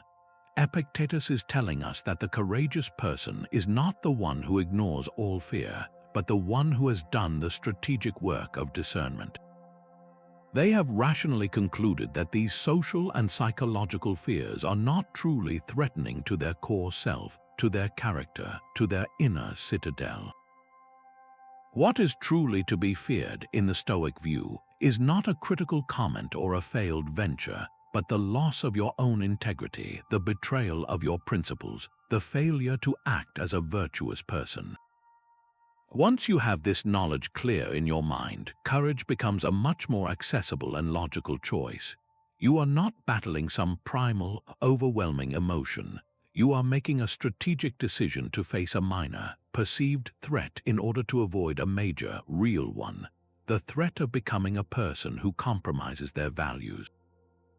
This understanding transforms courage from a superhuman trait into a daily practice. Think about the kind of obstacles this applies to in everyday life. It takes courage to have that difficult conversation with a friend whose behavior is hurting you or others. The fear is palpable, the fear of conflict, the fear that you might damage the relationship, the fear of their reaction. The easy, cowardly path is to stay silent, to let the resentment fester, to allow the friendship to slowly corrode from the inside. But the courageous path, guided by strategic judgment, recognizes that the temporary discomfort of an honest conversation is far less threatening than the long-term decay of a meaningful connection or the personal failure to stand up for what you believe is right. Let's walk through a specific example. Imagine a close friend has started habitually canceling plans at the last minute with flimsy excuses. It's happened multiple times and you feel disrespected and hurt. The fear-based response is to say nothing, to quietly seethe, and to perhaps slowly distance yourself, allowing the friendship to wither without explanation. This avoids the immediate confrontation but guarantees a slow, painful death for the relationship and leaves you feeling powerless. The courageous, stoic response is to strategically prioritize the health of the friendship over your fear of an awkward conversation. You muster your courage not by eliminating the fear, but by holding onto the knowledge that an honest dialogue is the only path to a genuine resolution. You choose a calm, private moment and you speak from your own experience using a framework like, "I value our friendship deeply, and I've been feeling hurt when our plans frequently get cancelled. I miss spending time with you. This is a strategic move. It's not an attack, it's an invitation to repair. It requires the courage to be vulnerable and to state your needs clearly. The outcome is not within your control. Your friend might become defensive, or they might apologize and explain. But the courageous act itself is a success because you have chosen to act in alignment with the value of honest communication and the preservation of a cherished relationship. You have judged that the value of the friendship is more important than the fear of a difficult few minutes. This same strategic courage is the engine behind every new venture, every public speech, every time you have to set a firm boundary with a family member, or every time you have to admit you were wrong. It is the fuel for all forward momentum in life, so let's turn this powerful lens inward for a moment. Where in your own life is fear currently acting as a governor, holding you back from a necessary action that you know deep down aligns with your most deeply held values? Is it the fear of what people will think that is stopping you from pursuing a creative passion? Is it the fear of rejection that keeps you from asking for what you deserve at work? Or is it the fear of failure that has you stuck in a comfortable but unfulfilling situation? Identify that one action. Now apply the Stoic test of courage. What is truly to be feared here? Is the social embarrassment or the potential failure a genuine threat to your core self, or is it merely a temporary, manageable discomfort? And what is the greater threat of not acting? The slow erosion of your self-respect, the stagnation of your growth, the quiet regret of a path not taken. Now let's turn our focus to the virtue that the Stoics considered the very source of our social strategy, the principle of justice, or dikaiosine. In the Stoic framework, justice is not merely about following laws or settling disputes in a courtroom. It's a far more expansive and profound concept. It is the unwavering commitment to acting for the common good and treating every single person you encounter with fundamental fairness, precisely because you recognize them as a fellow rational being, a spark of the same universal reason that animates you. This is the strategic virtue that underpins all successful and resilient human communities. When you act with justice, you are not just being a good person in an abstract sense. You are actively building a network of trust, cooperation, and mutual respect. You are creating the social fabric that makes it possible to overcome obstacles not as a lone individual, but as a cohesive, supportive whole. Your capacity to navigate the world effectively is multiplied because you have allies, not adversaries. The Roman Emperor Marcus Aurelius, who spent his life enmeshed in the complex web of human politics and power, constantly returned to this theme in his private writings. He saw his role not as a platform for personal privilege, but as a solemn duty to his fellow humans. He offers a powerful reflection that gets to the heart of this interconnected view of justice, writing, "What is not good for the hive is not good for the bee." This simple, elegant statement carries a profound strategic truth. You cannot truly thrive while acting in ways that harm the community of which you are an inseparable part. To injure another, whether through unfairness, deceit, or cruelty, is not just an offense against them. It is an injury to the entire social organism, and because you are part of that organism, it is ultimately an injury to yourself as well. It weakens the whole system that supports you. Let's make this strategic principle come alive with a practical, modern scenario. Imagine you are a manager leading a team through a period of intense pressure and tight deadlines. Resources are scarce, and there's an opportunity to win a prestigious company award that comes with significant bonuses. The manager who lacks a stoic sense of justice might be tempted to act strategically for themselves. They might hoard the most interesting tasks, take sole credit for the team's ideas in meetings with upper management, or distribute the promised rewards unfairly when the project succeeds, keeping the largest share for themselves. On the surface, this might seem like a smart, self-interested move, a way to climb the corporate ladder faster, but this is a profoundly short-sighted and fragile strategy. It breeds resentment, destroys trust, and creates a team environment where everyone is looking out for themselves, undermining the very collaboration needed to overcome future obstacles. The team's problem-solving capacity plummets because information is no longer shared freely. It's guarded as a personal asset. Now, consider the manager who operates from the strategic virtue of Stoic justice. Their primary focus is on what is fair and beneficial for the entire team. They actively ensure that credit is given where it is due, that workloads are distributed as equitably as possible, and that any rewards are shared in a transparent and fair manner. They see their role not as a boss but as a facilitator of the team's collective success.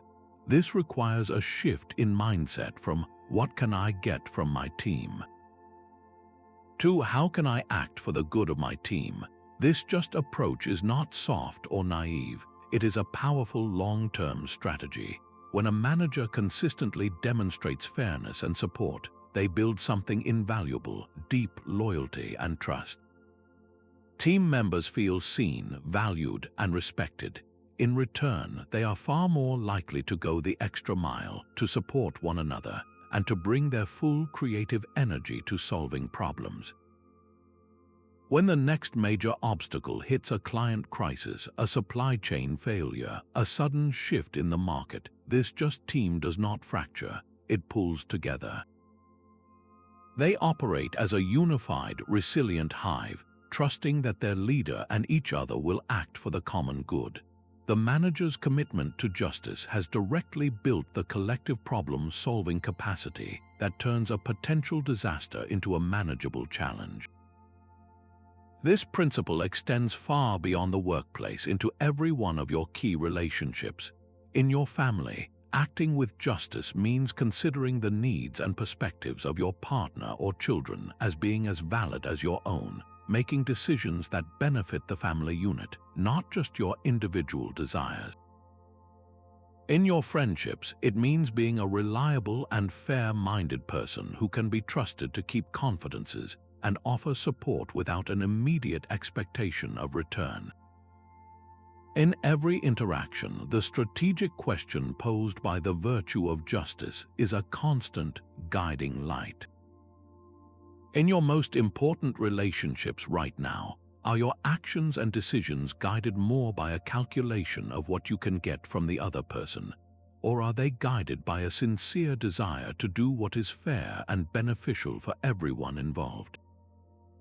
The answer to that question will determine not only the quality of your connections, but also the strength of the alliances you have to call upon when life inevitably presents its next great challenge. We have explored the courage to face external challenges and the justice to guide our social interactions, but what about the battles waged within the confines of our own skull? The next pillar of Stoic strength addresses the commander's most critical task, managing the troops of our own desires and impulses. This is the virtue of temperance or sophrosyne, and it is far more than just saying no to a second slice of cake. In the Stoic framework, temperance is the strategic, intelligent management of our pleasures and appetites. It is the practiced self-control that allows you to consistently align your immediate actions with your long-term purpose, ensuring that a fleeting whim does not derail a lifelong mission. Think of it as the disciplined gatekeeper of your attention and energy, constantly evaluating which impulses deserve passage and which must be turned away for the greater good of your campaign. This virtue is the essential counterbalance to desire. Where desire pulls you toward what feels good now, temperance provides the strategic pull toward what is truly good for you in the grand scheme. It is the cultivated ability to enjoy life's pleasures without being enslaved by them, to partake in the world's offerings without losing your center. The Stoic teacher Musonius Rufus, who placed immense emphasis on the practical application of philosophy to daily living, spoke directly to the power of this self-mastery. He offered a clear and forceful statement on its importance, asserting, "Self-control is the foundation of all virtue. Consider the profound implication of that." Without the capacity to govern our own impulses, how can we possibly hope to be consistently courageous, just, or wise? A person who cannot control their anger will struggle to be just. A person who is a slave to their fear cannot be courageous. A person who is constantly distracted by pleasure cannot focus long enough to cultivate wisdom.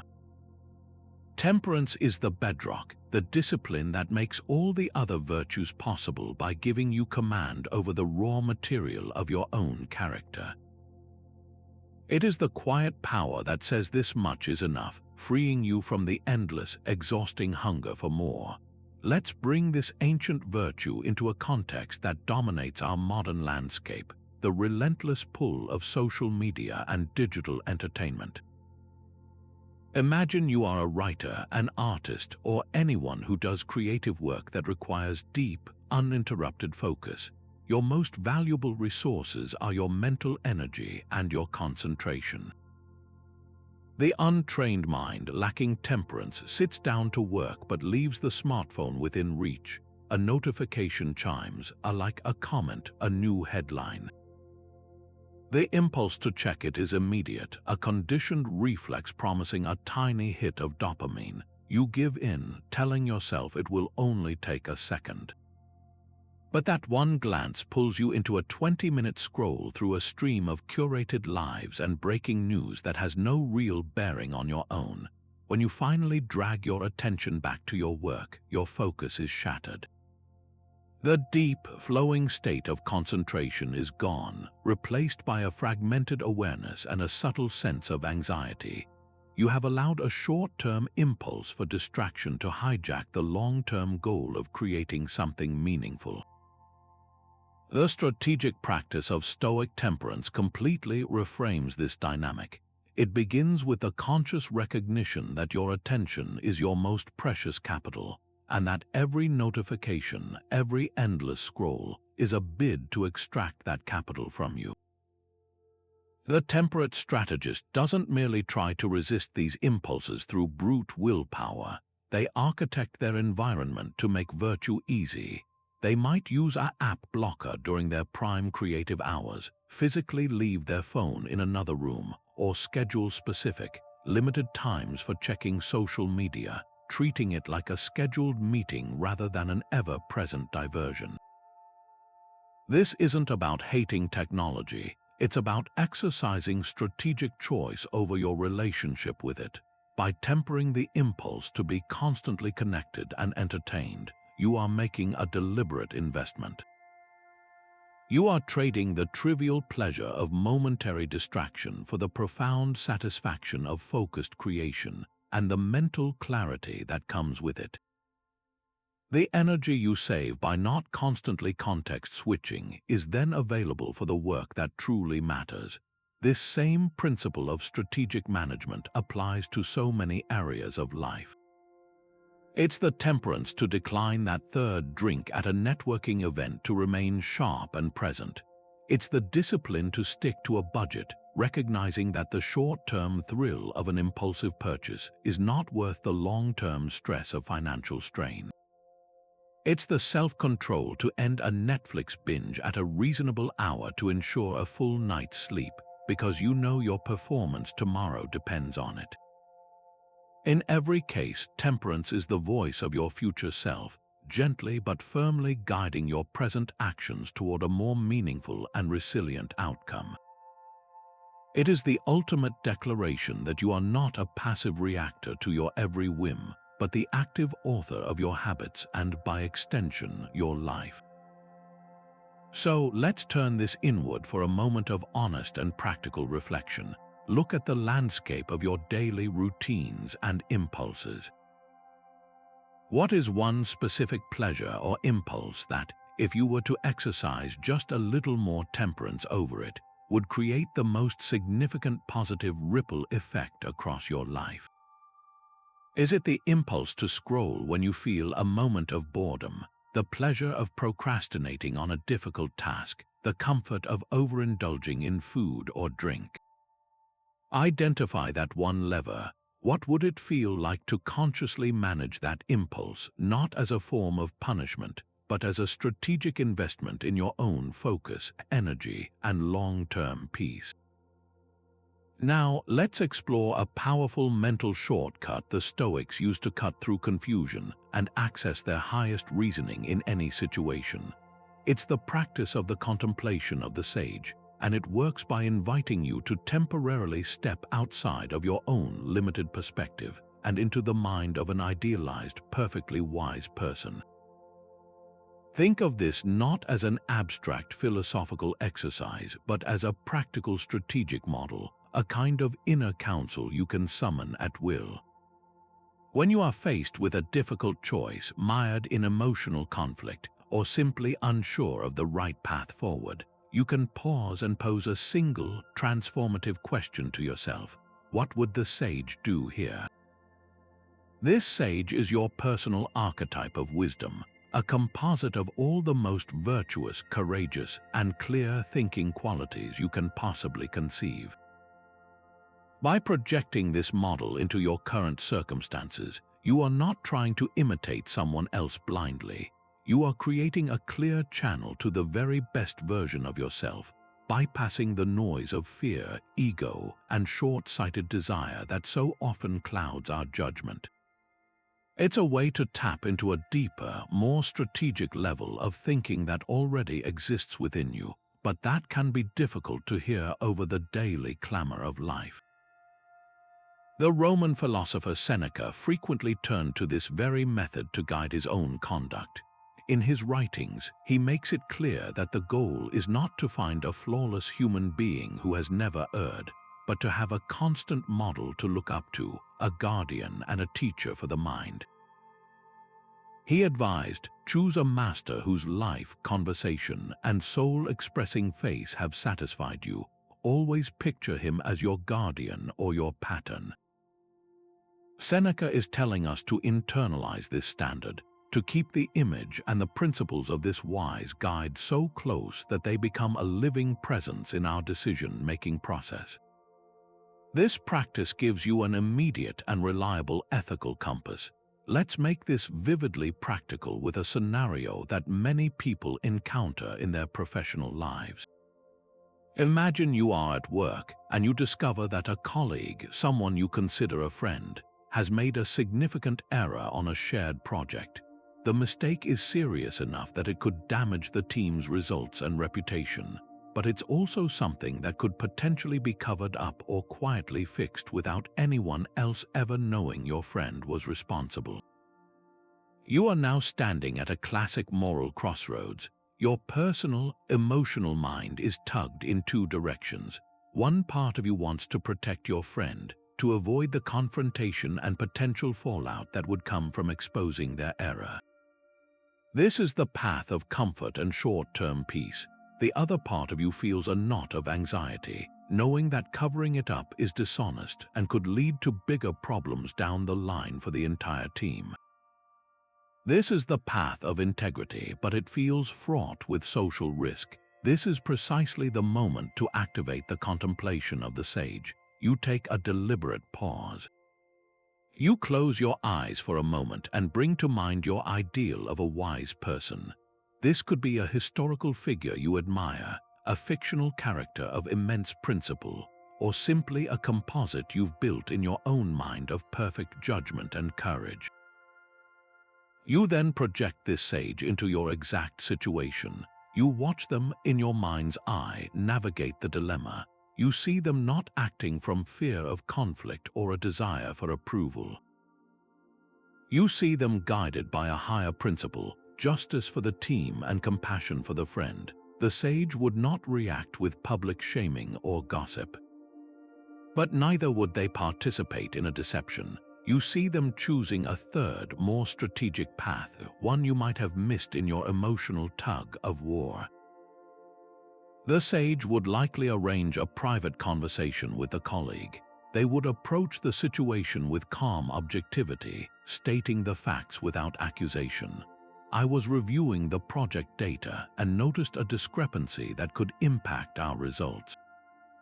I wanted to bring it to your attention so we can figure out the best way to address it together. This approach is both courageous because it faces the problem directly, and just because it seeks a solution that serves the common good of the team while giving the colleague the dignity of correcting their own mistake.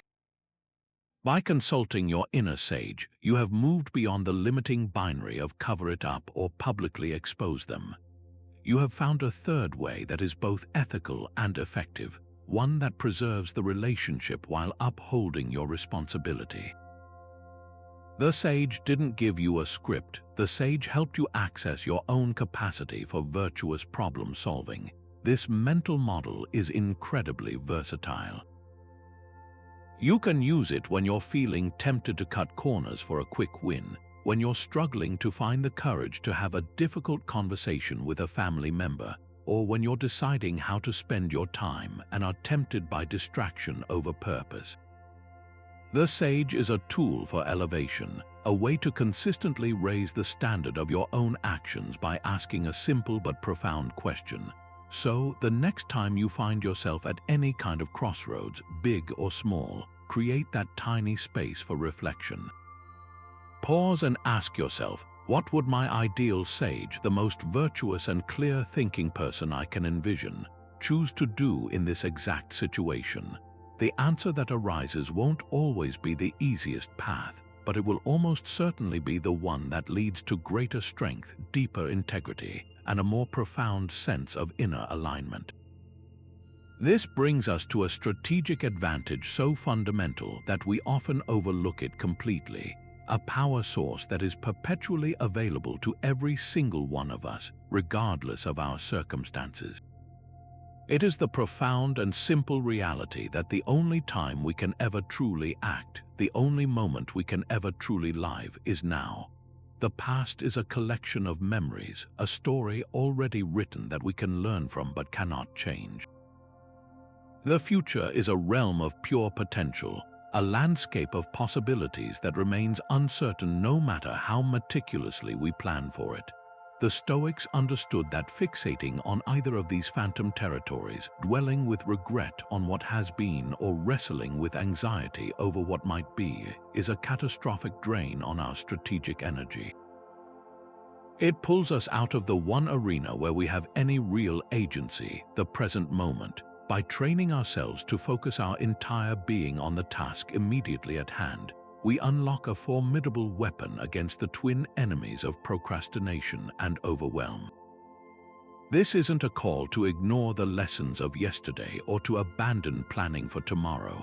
It is a call to recognize that all planning and all learning must be applied in the eternal now. Your power doesn't reside in the past you lament or the future you fear. It resides entirely in the present action you choose to take. The Roman Emperor Marcus Aurelius, who bore the weight of an empire on his shoulders, constantly returned to this anchor of the present to steady his mind amidst the chaos.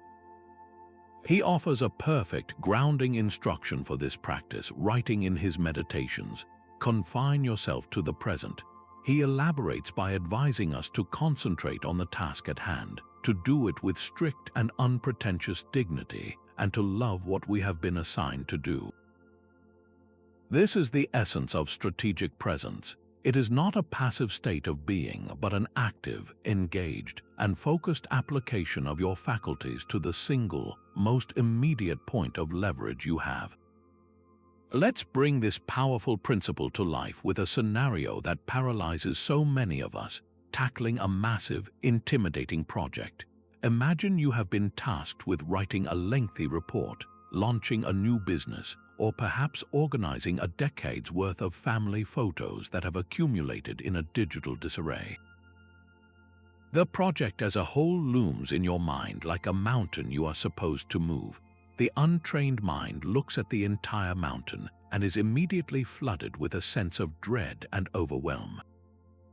You start thinking about all the steps involved, the potential for things to go wrong, the sheer amount of time and effort required. This big picture focus triggers anxiety about the future, the fear of not being able to finish, the worry about the quality of the final result. This anxiety is so uncomfortable that your brain seeks an escape, and the easiest escape is often procrastination.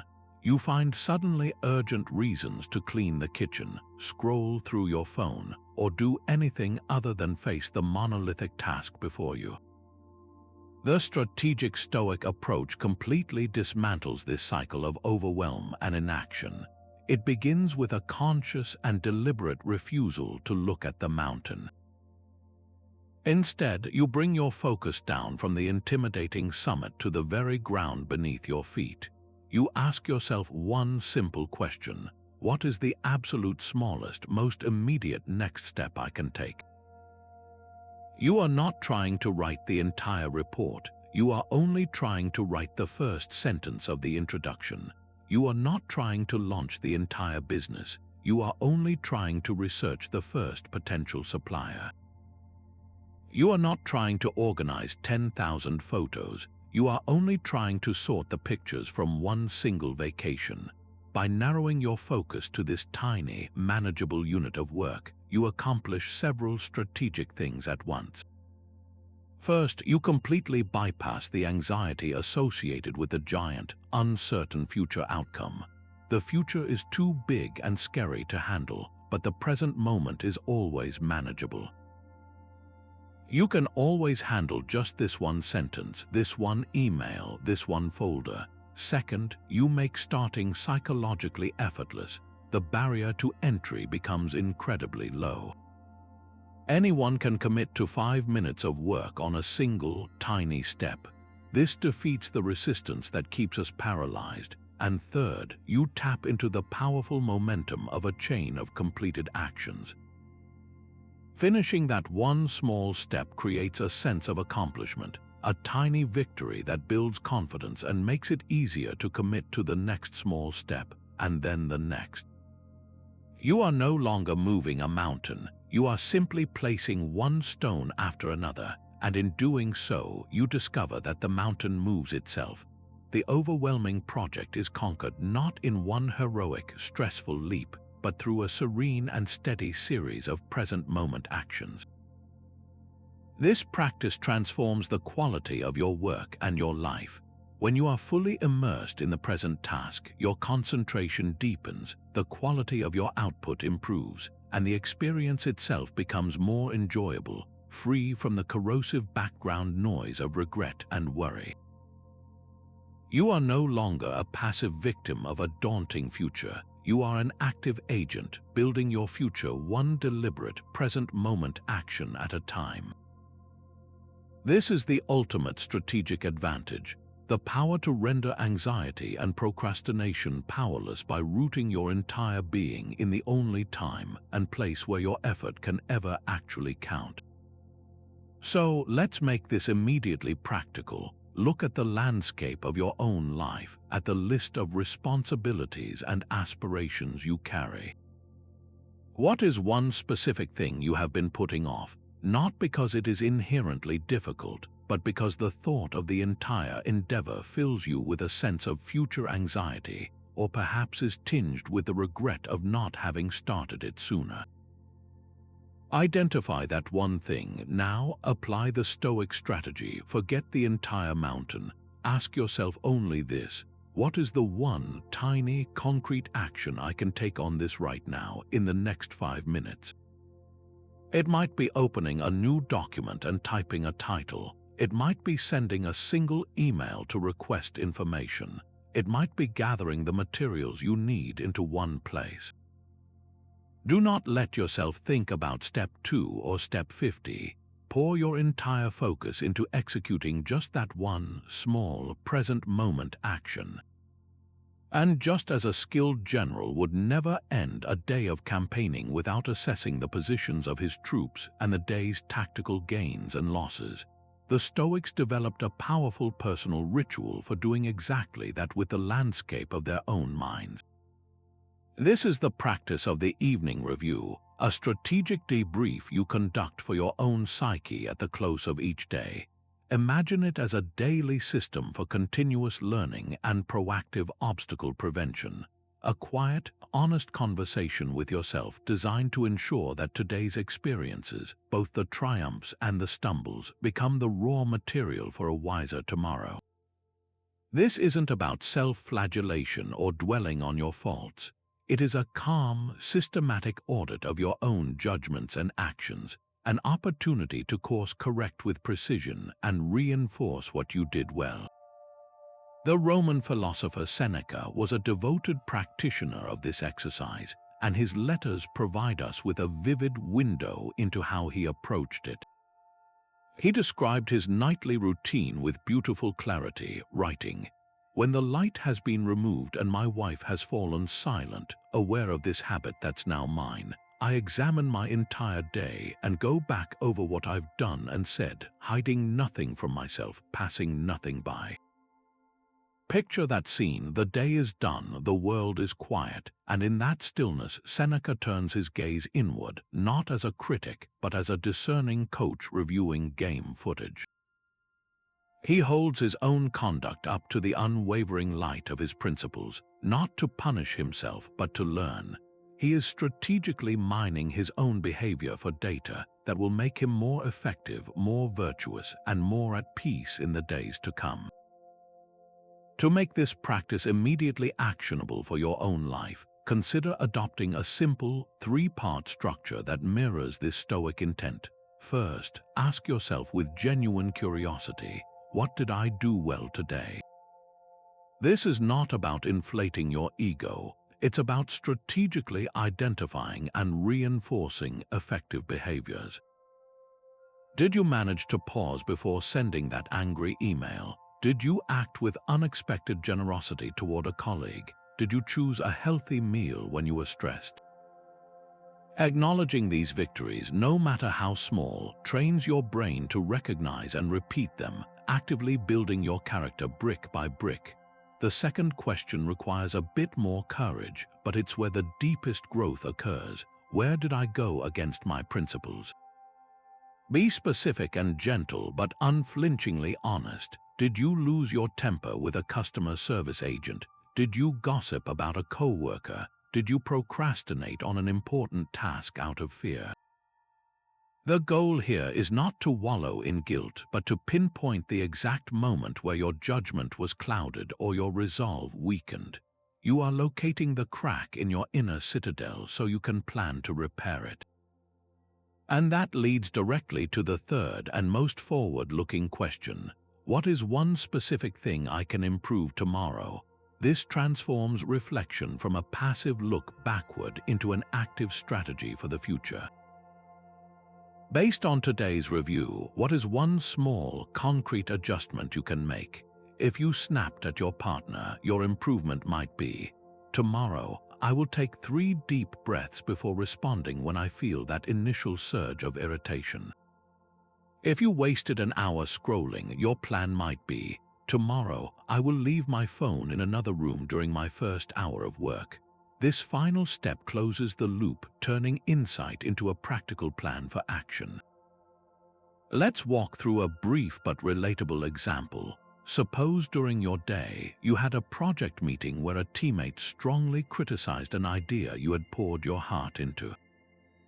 Your initial internal reaction was a hot flush of anger and defensiveness.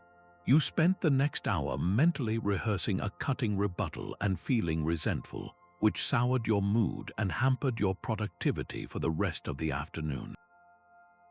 During your evening review, you would first acknowledge what you did well. Perhaps you didn't lash out in the meeting itself. You held your tongue, which was a small victory of self-control. Then you'd examine where you went against your principles. The principle might be maintaining a calm and rational mind, not being disturbed by the opinions of others. You'd note that your judgment of the criticism as a personal attack was the source of your distress, not the criticism itself. You allowed an external event to breach your inner citadel. Finally, you'd plan your improvement. For tomorrow, your strategy could be, if I receive critical feedback, I will first thank the person for their perspective, then ask a clarifying question to ensure I understand their point, and finally, I will wait at least 1 hour before I allow myself to form a final judgment or reaction to it. This single 5-minute review has transformed a frustrating experience into a strategic lesson in emotional regulation. It has given you a concrete plan to handle a similar situation with more grace and wisdom in the future. The obstacle of critical feedback hasn't just been endured, it has been dissected, understood, and its energy redirected toward your growth. This daily practice builds a powerful feedback loop of self-awareness, ensuring you are not just living your life, but actively learning from it every single day. So, why not give this ancient tool a try in your own modern life? Set aside just 5 minutes tonight before you sleep to conduct your own strategic debrief. Ask yourself those 3 simple questions and see what emerges. What one single insight about your own reactions or judgments will you uncover? But to build a truly unassailable inner fortress, you must also fortify it against a more subtle and pervasive threat than any external setback, the constant shifting winds of other people's opinions. A major strategic vulnerability for so many of us is an excessive, almost reflexive need for external validation, an outsized concern for what others think of us, whether that manifests as a desperate chase for praise or a crippling fear of blame. The Stoics identified this dependency as a critical weakness, a leak in the hull of our tranquility that lets the opinions of others flood in and sink our peace of mind. Their powerful antidote is found in the nuanced doctrine of preferred indifference. The Stoics reasoned that the only true good is a virtuous character and a rational mind, and the only true evil is vice and irrationality. Everything else, our health, our wealth, our social status, and our reputation, falls into a separate category. These things are indifference, meaning they have no inherent power to make us good or bad, happy or miserable. Now, within this category, the Stoics made a further, brilliant distinction.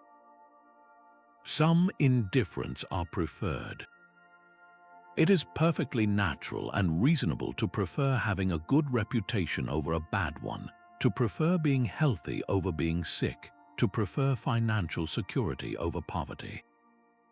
There's no virtue in seeking out slander or poverty. However, and this is the crucial strategic pivot, these things remain indifference. They are not good in themselves.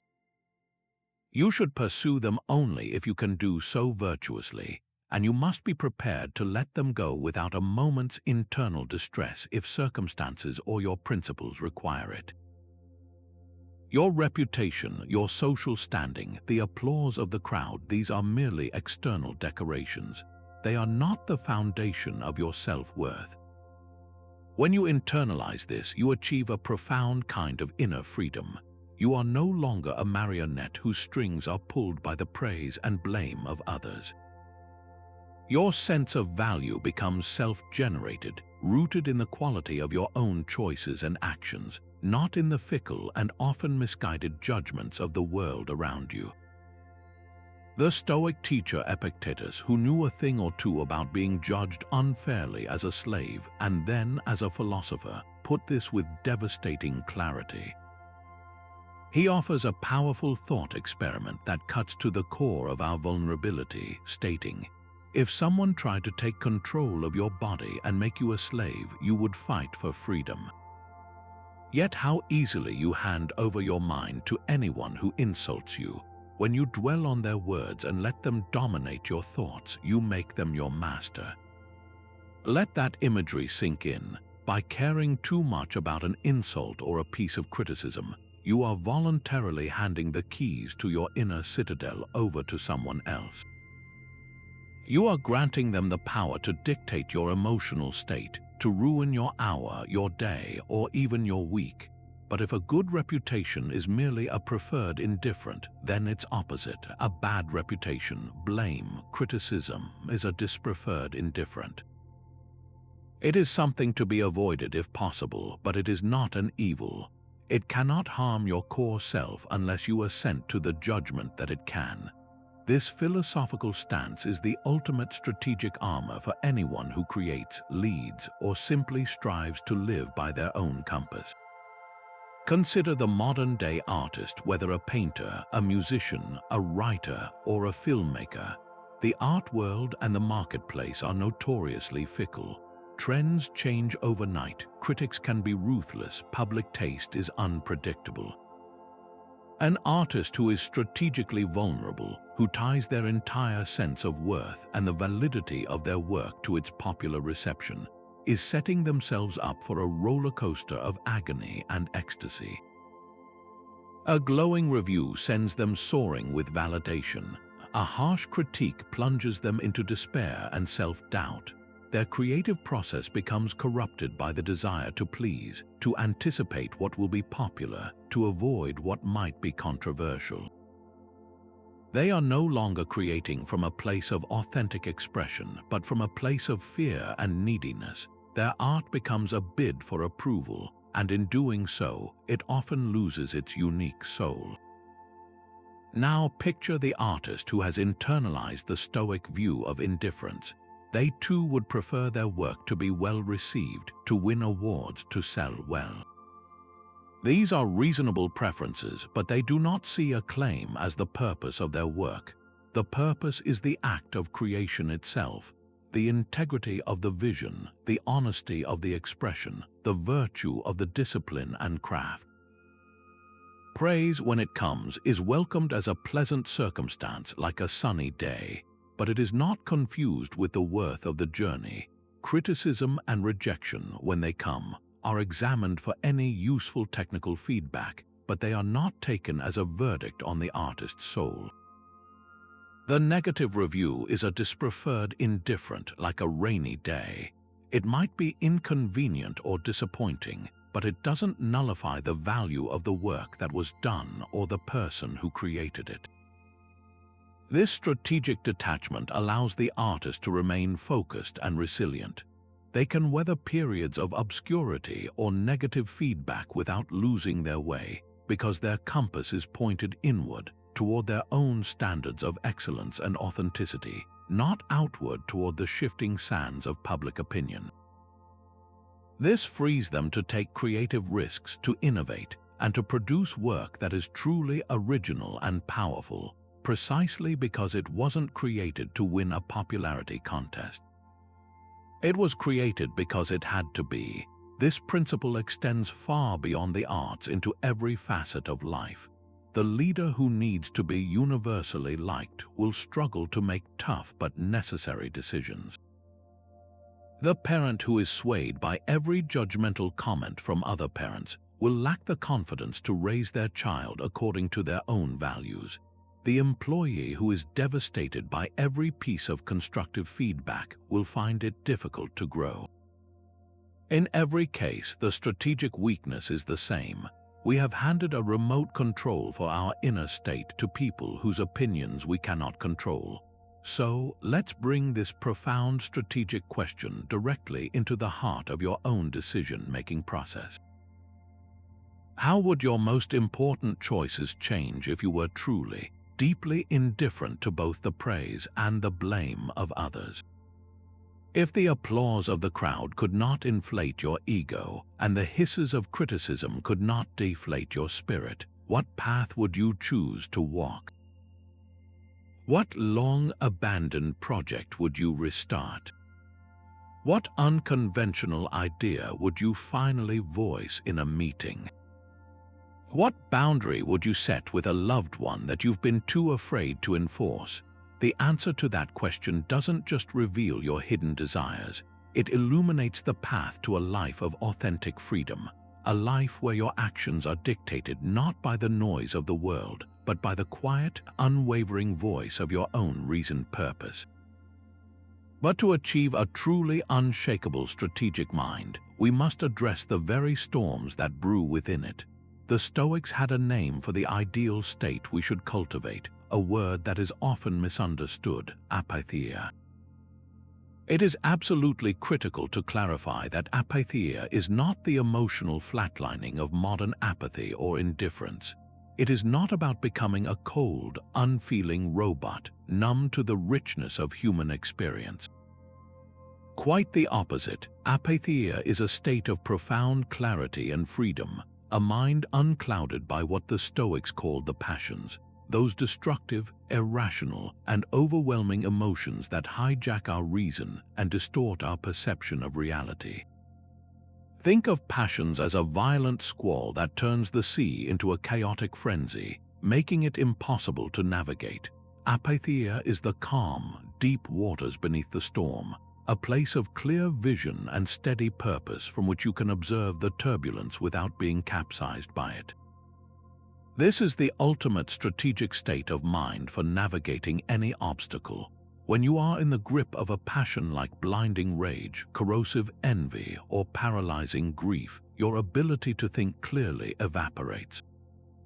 Your perception narrows to a single, often catastrophic, storyline. You become reactive, impulsive, and prone to decisions you will almost certainly regret once the emotional fever breaks. The passion itself becomes a second, self-inflicted obstacle, far more dangerous than the initial event that triggered it. The Stoic philosopher Seneca, in his brilliant and practical essay on anger, dissects this particular passion with surgical precision, revealing its utter futility as a strategic tool. He writes, "No plague has cost the human race more dear than anger."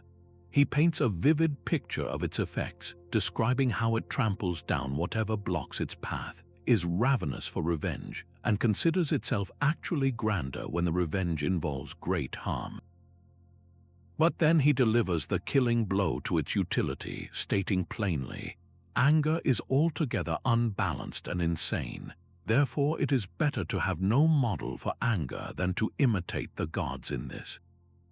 Seneca is showing us that anger, and all passions like it, are not strengths to be emulated but illnesses of the mind to be cured. They create the illusion of power while systematically dismantling your actual power, which is your capacity for rational judgment. To understand this strategic shift, let's walk through a powerful, modern example. Imagine you are at work and you receive a devastating email. It informs you that a project you have led for the last 18 months, a project into which you poured your heart, your late nights, and your professional reputation, has been suddenly cancelled by senior leadership. The initial impact is a physical and emotional shockwave. Your heart sinks, your stomach tightens, and a wave of hot anger, mixed with a deep sense of injustice and betrayal, floods your system. This is the initial, involuntary impression, the fantasia. It is natural and human.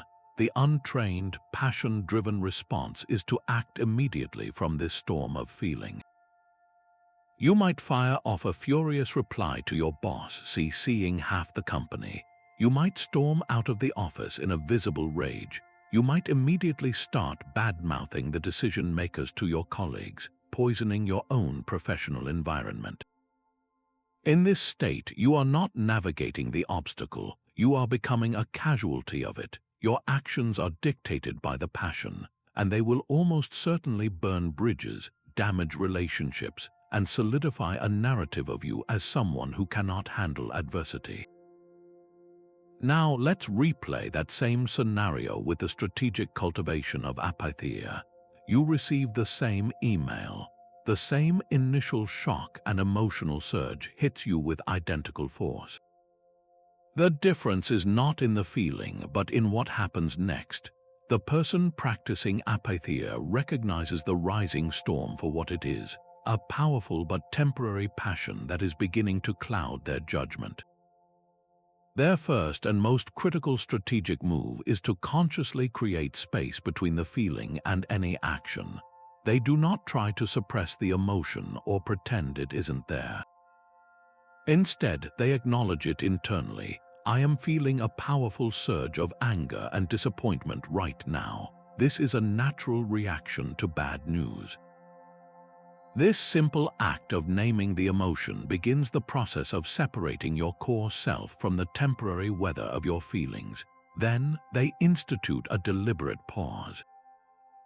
They close the email. They might physically get up and walk away from their desk. They take several deep, slow breaths, focusing on the physical sensation of the air moving in and out of their lungs. They might even say to themselves, I will not make any decisions or send any communication for the next hour. This pause is not passive. It is an active, strategic defense of your own reasoning faculty. It is you guarding the gate of your inner citadel against the invading army of raw emotion.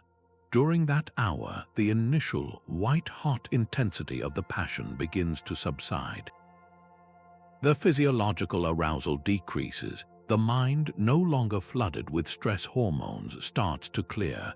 From this place of apathy, this freedom from the domination of the passion, you can now begin to assess the situation with reason.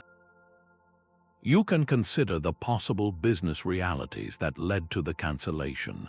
You can think about how to strategically position yourself and your team in the aftermath. You can draft a calm, professional response that expresses disappointment but focuses on next steps and lessons learned. You are now navigating the obstacle with clarity and purpose, turning a potential professional disaster into a demonstration of immense personal resilience and strategic composure. The obstacle itself hasn't changed, but your capacity to deal with it has been transformed because you are no longer being controlled by a destructive internal storm. This state of clear-minded freedom is the foundation upon which all other Stoic strategies can be most effectively applied. So let's turn this crucial insight inward. What is the one passion that most frequently clouds your own judgment? Is it the quick flare of anger in traffic or in a disagreement? Is it the slow burn of anxiety about the future that paralyzes your decision-making? Or is it the grip of envy that distorts your perception of your own progress? And once you've identified it, what is one simple technique you could commit to using, starting today, to create that vital space between the initial surge of feeling and your subsequent action? It might be the deep breath, the 10-minute walk, or the simple rule of never replying to an email while emotionally charged. And so we arrive at the heart of the matter, the grand synthesis of everything we've explored. The journey through these Stoic strategies reveals a profound and empowering truth. You are now in possession of a timeless toolkit, a collection of strategic mental models forged in antiquity but perfectly calibrated for the complexities of modern life. This isn't a philosophy of passive endurance. It is a dynamic system for actively outsmarting the very obstacles that once seemed to block your path. We began by mastering the fundamental map of reality with the dichotomy of control, learning to channel our energy exclusively into the realm of our own judgments and actions. We then expanded our perception, using the view from above to see our problems in their true, manageable scale and sympathy, to understand our challenges as part of a larger, interconnected system.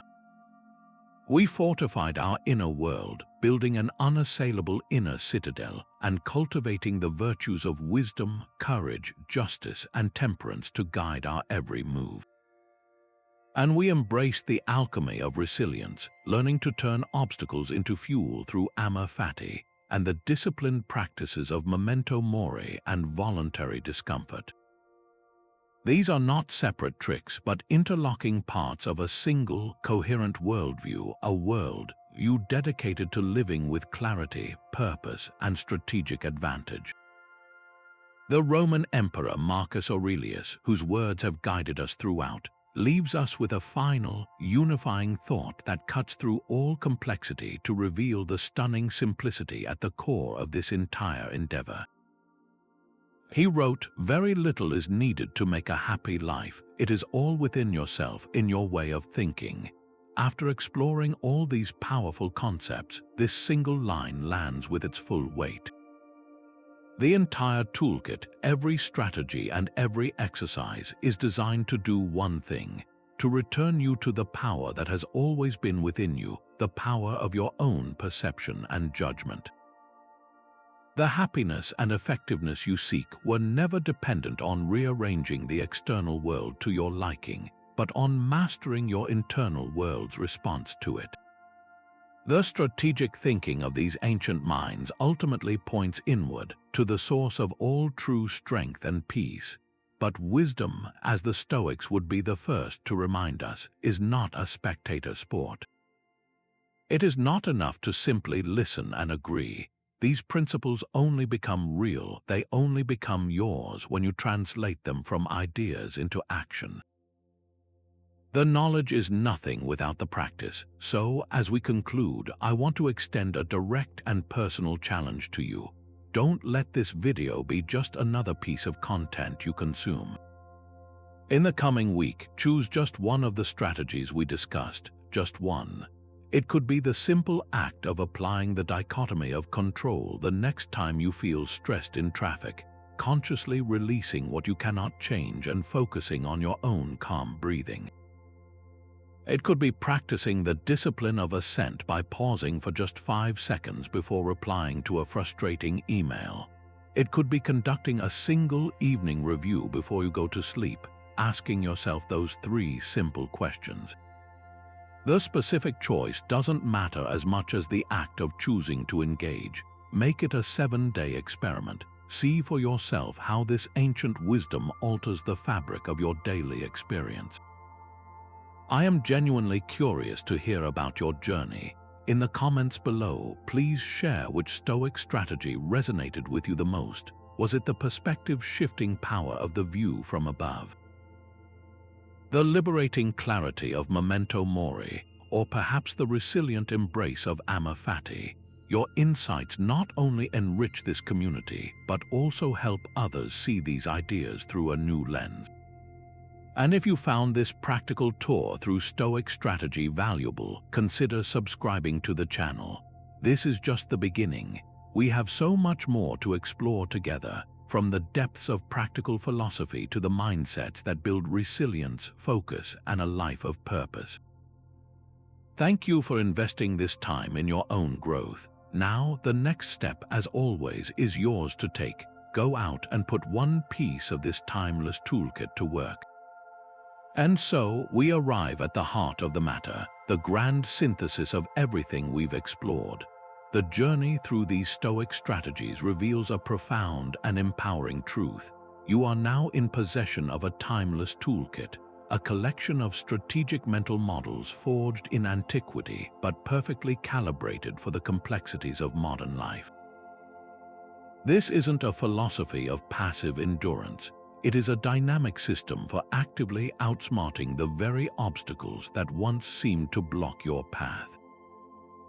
We began by mastering the fundamental map of reality with the dichotomy of control, learning to channel our energy exclusively into the realm of our own judgments and actions. We then expanded our perception, using the view from above to see our problems in their true, manageable scale, and sympathy to understand our challenges as part of a larger, interconnected system. We fortified our inner world, building an unassailable inner citadel and cultivating the virtues of wisdom, courage, justice, and temperance to guide our every move. And we embraced the alchemy of resilience, learning to turn obstacles into fuel through Apathy and the disciplined practices of Memento Mori and voluntary discomfort. These are not separate tricks, but interlocking parts of a single, coherent worldview, a world you dedicated to living with clarity, purpose, and strategic advantage. The Roman Emperor Marcus Aurelius, whose words have guided us throughout, leaves us with a final, unifying thought that cuts through all complexity to reveal the stunning simplicity at the core of this entire endeavor. He wrote, "Very little is needed to make a happy life. It is all within yourself, in your way of thinking." After exploring all these powerful concepts, this single line lands with its full weight. The entire toolkit, every strategy and every exercise, is designed to do one thing: to return you to the power that has always been within you, the power of your own perception and judgment. The happiness and effectiveness you seek were never dependent on rearranging the external world to your liking, but on mastering your internal world's response to it. The strategic thinking of these ancient minds ultimately points inward to the source of all true strength and peace. But wisdom, as the Stoics would be the first to remind us, is not a spectator sport. It is not enough to simply listen and agree. These principles only become real, they only become yours when you translate them from ideas into action. The knowledge is nothing without the practice, so as we conclude, I want to extend a direct and personal challenge to you. Don't let this video be just another piece of content you consume. In the coming week, choose just one of the strategies we discussed, just one. It could be the simple act of applying the dichotomy of control the next time you feel stressed in traffic, consciously releasing what you cannot change and focusing on your own calm breathing. It could be practicing the discipline of assent by pausing for just 5 seconds before replying to a frustrating email. It could be conducting a single evening review before you go to sleep, asking yourself those 3 simple questions. The specific choice doesn't matter as much as the act of choosing to engage. Make it a 7-day experiment. See for yourself how this ancient wisdom alters the fabric of your daily experience.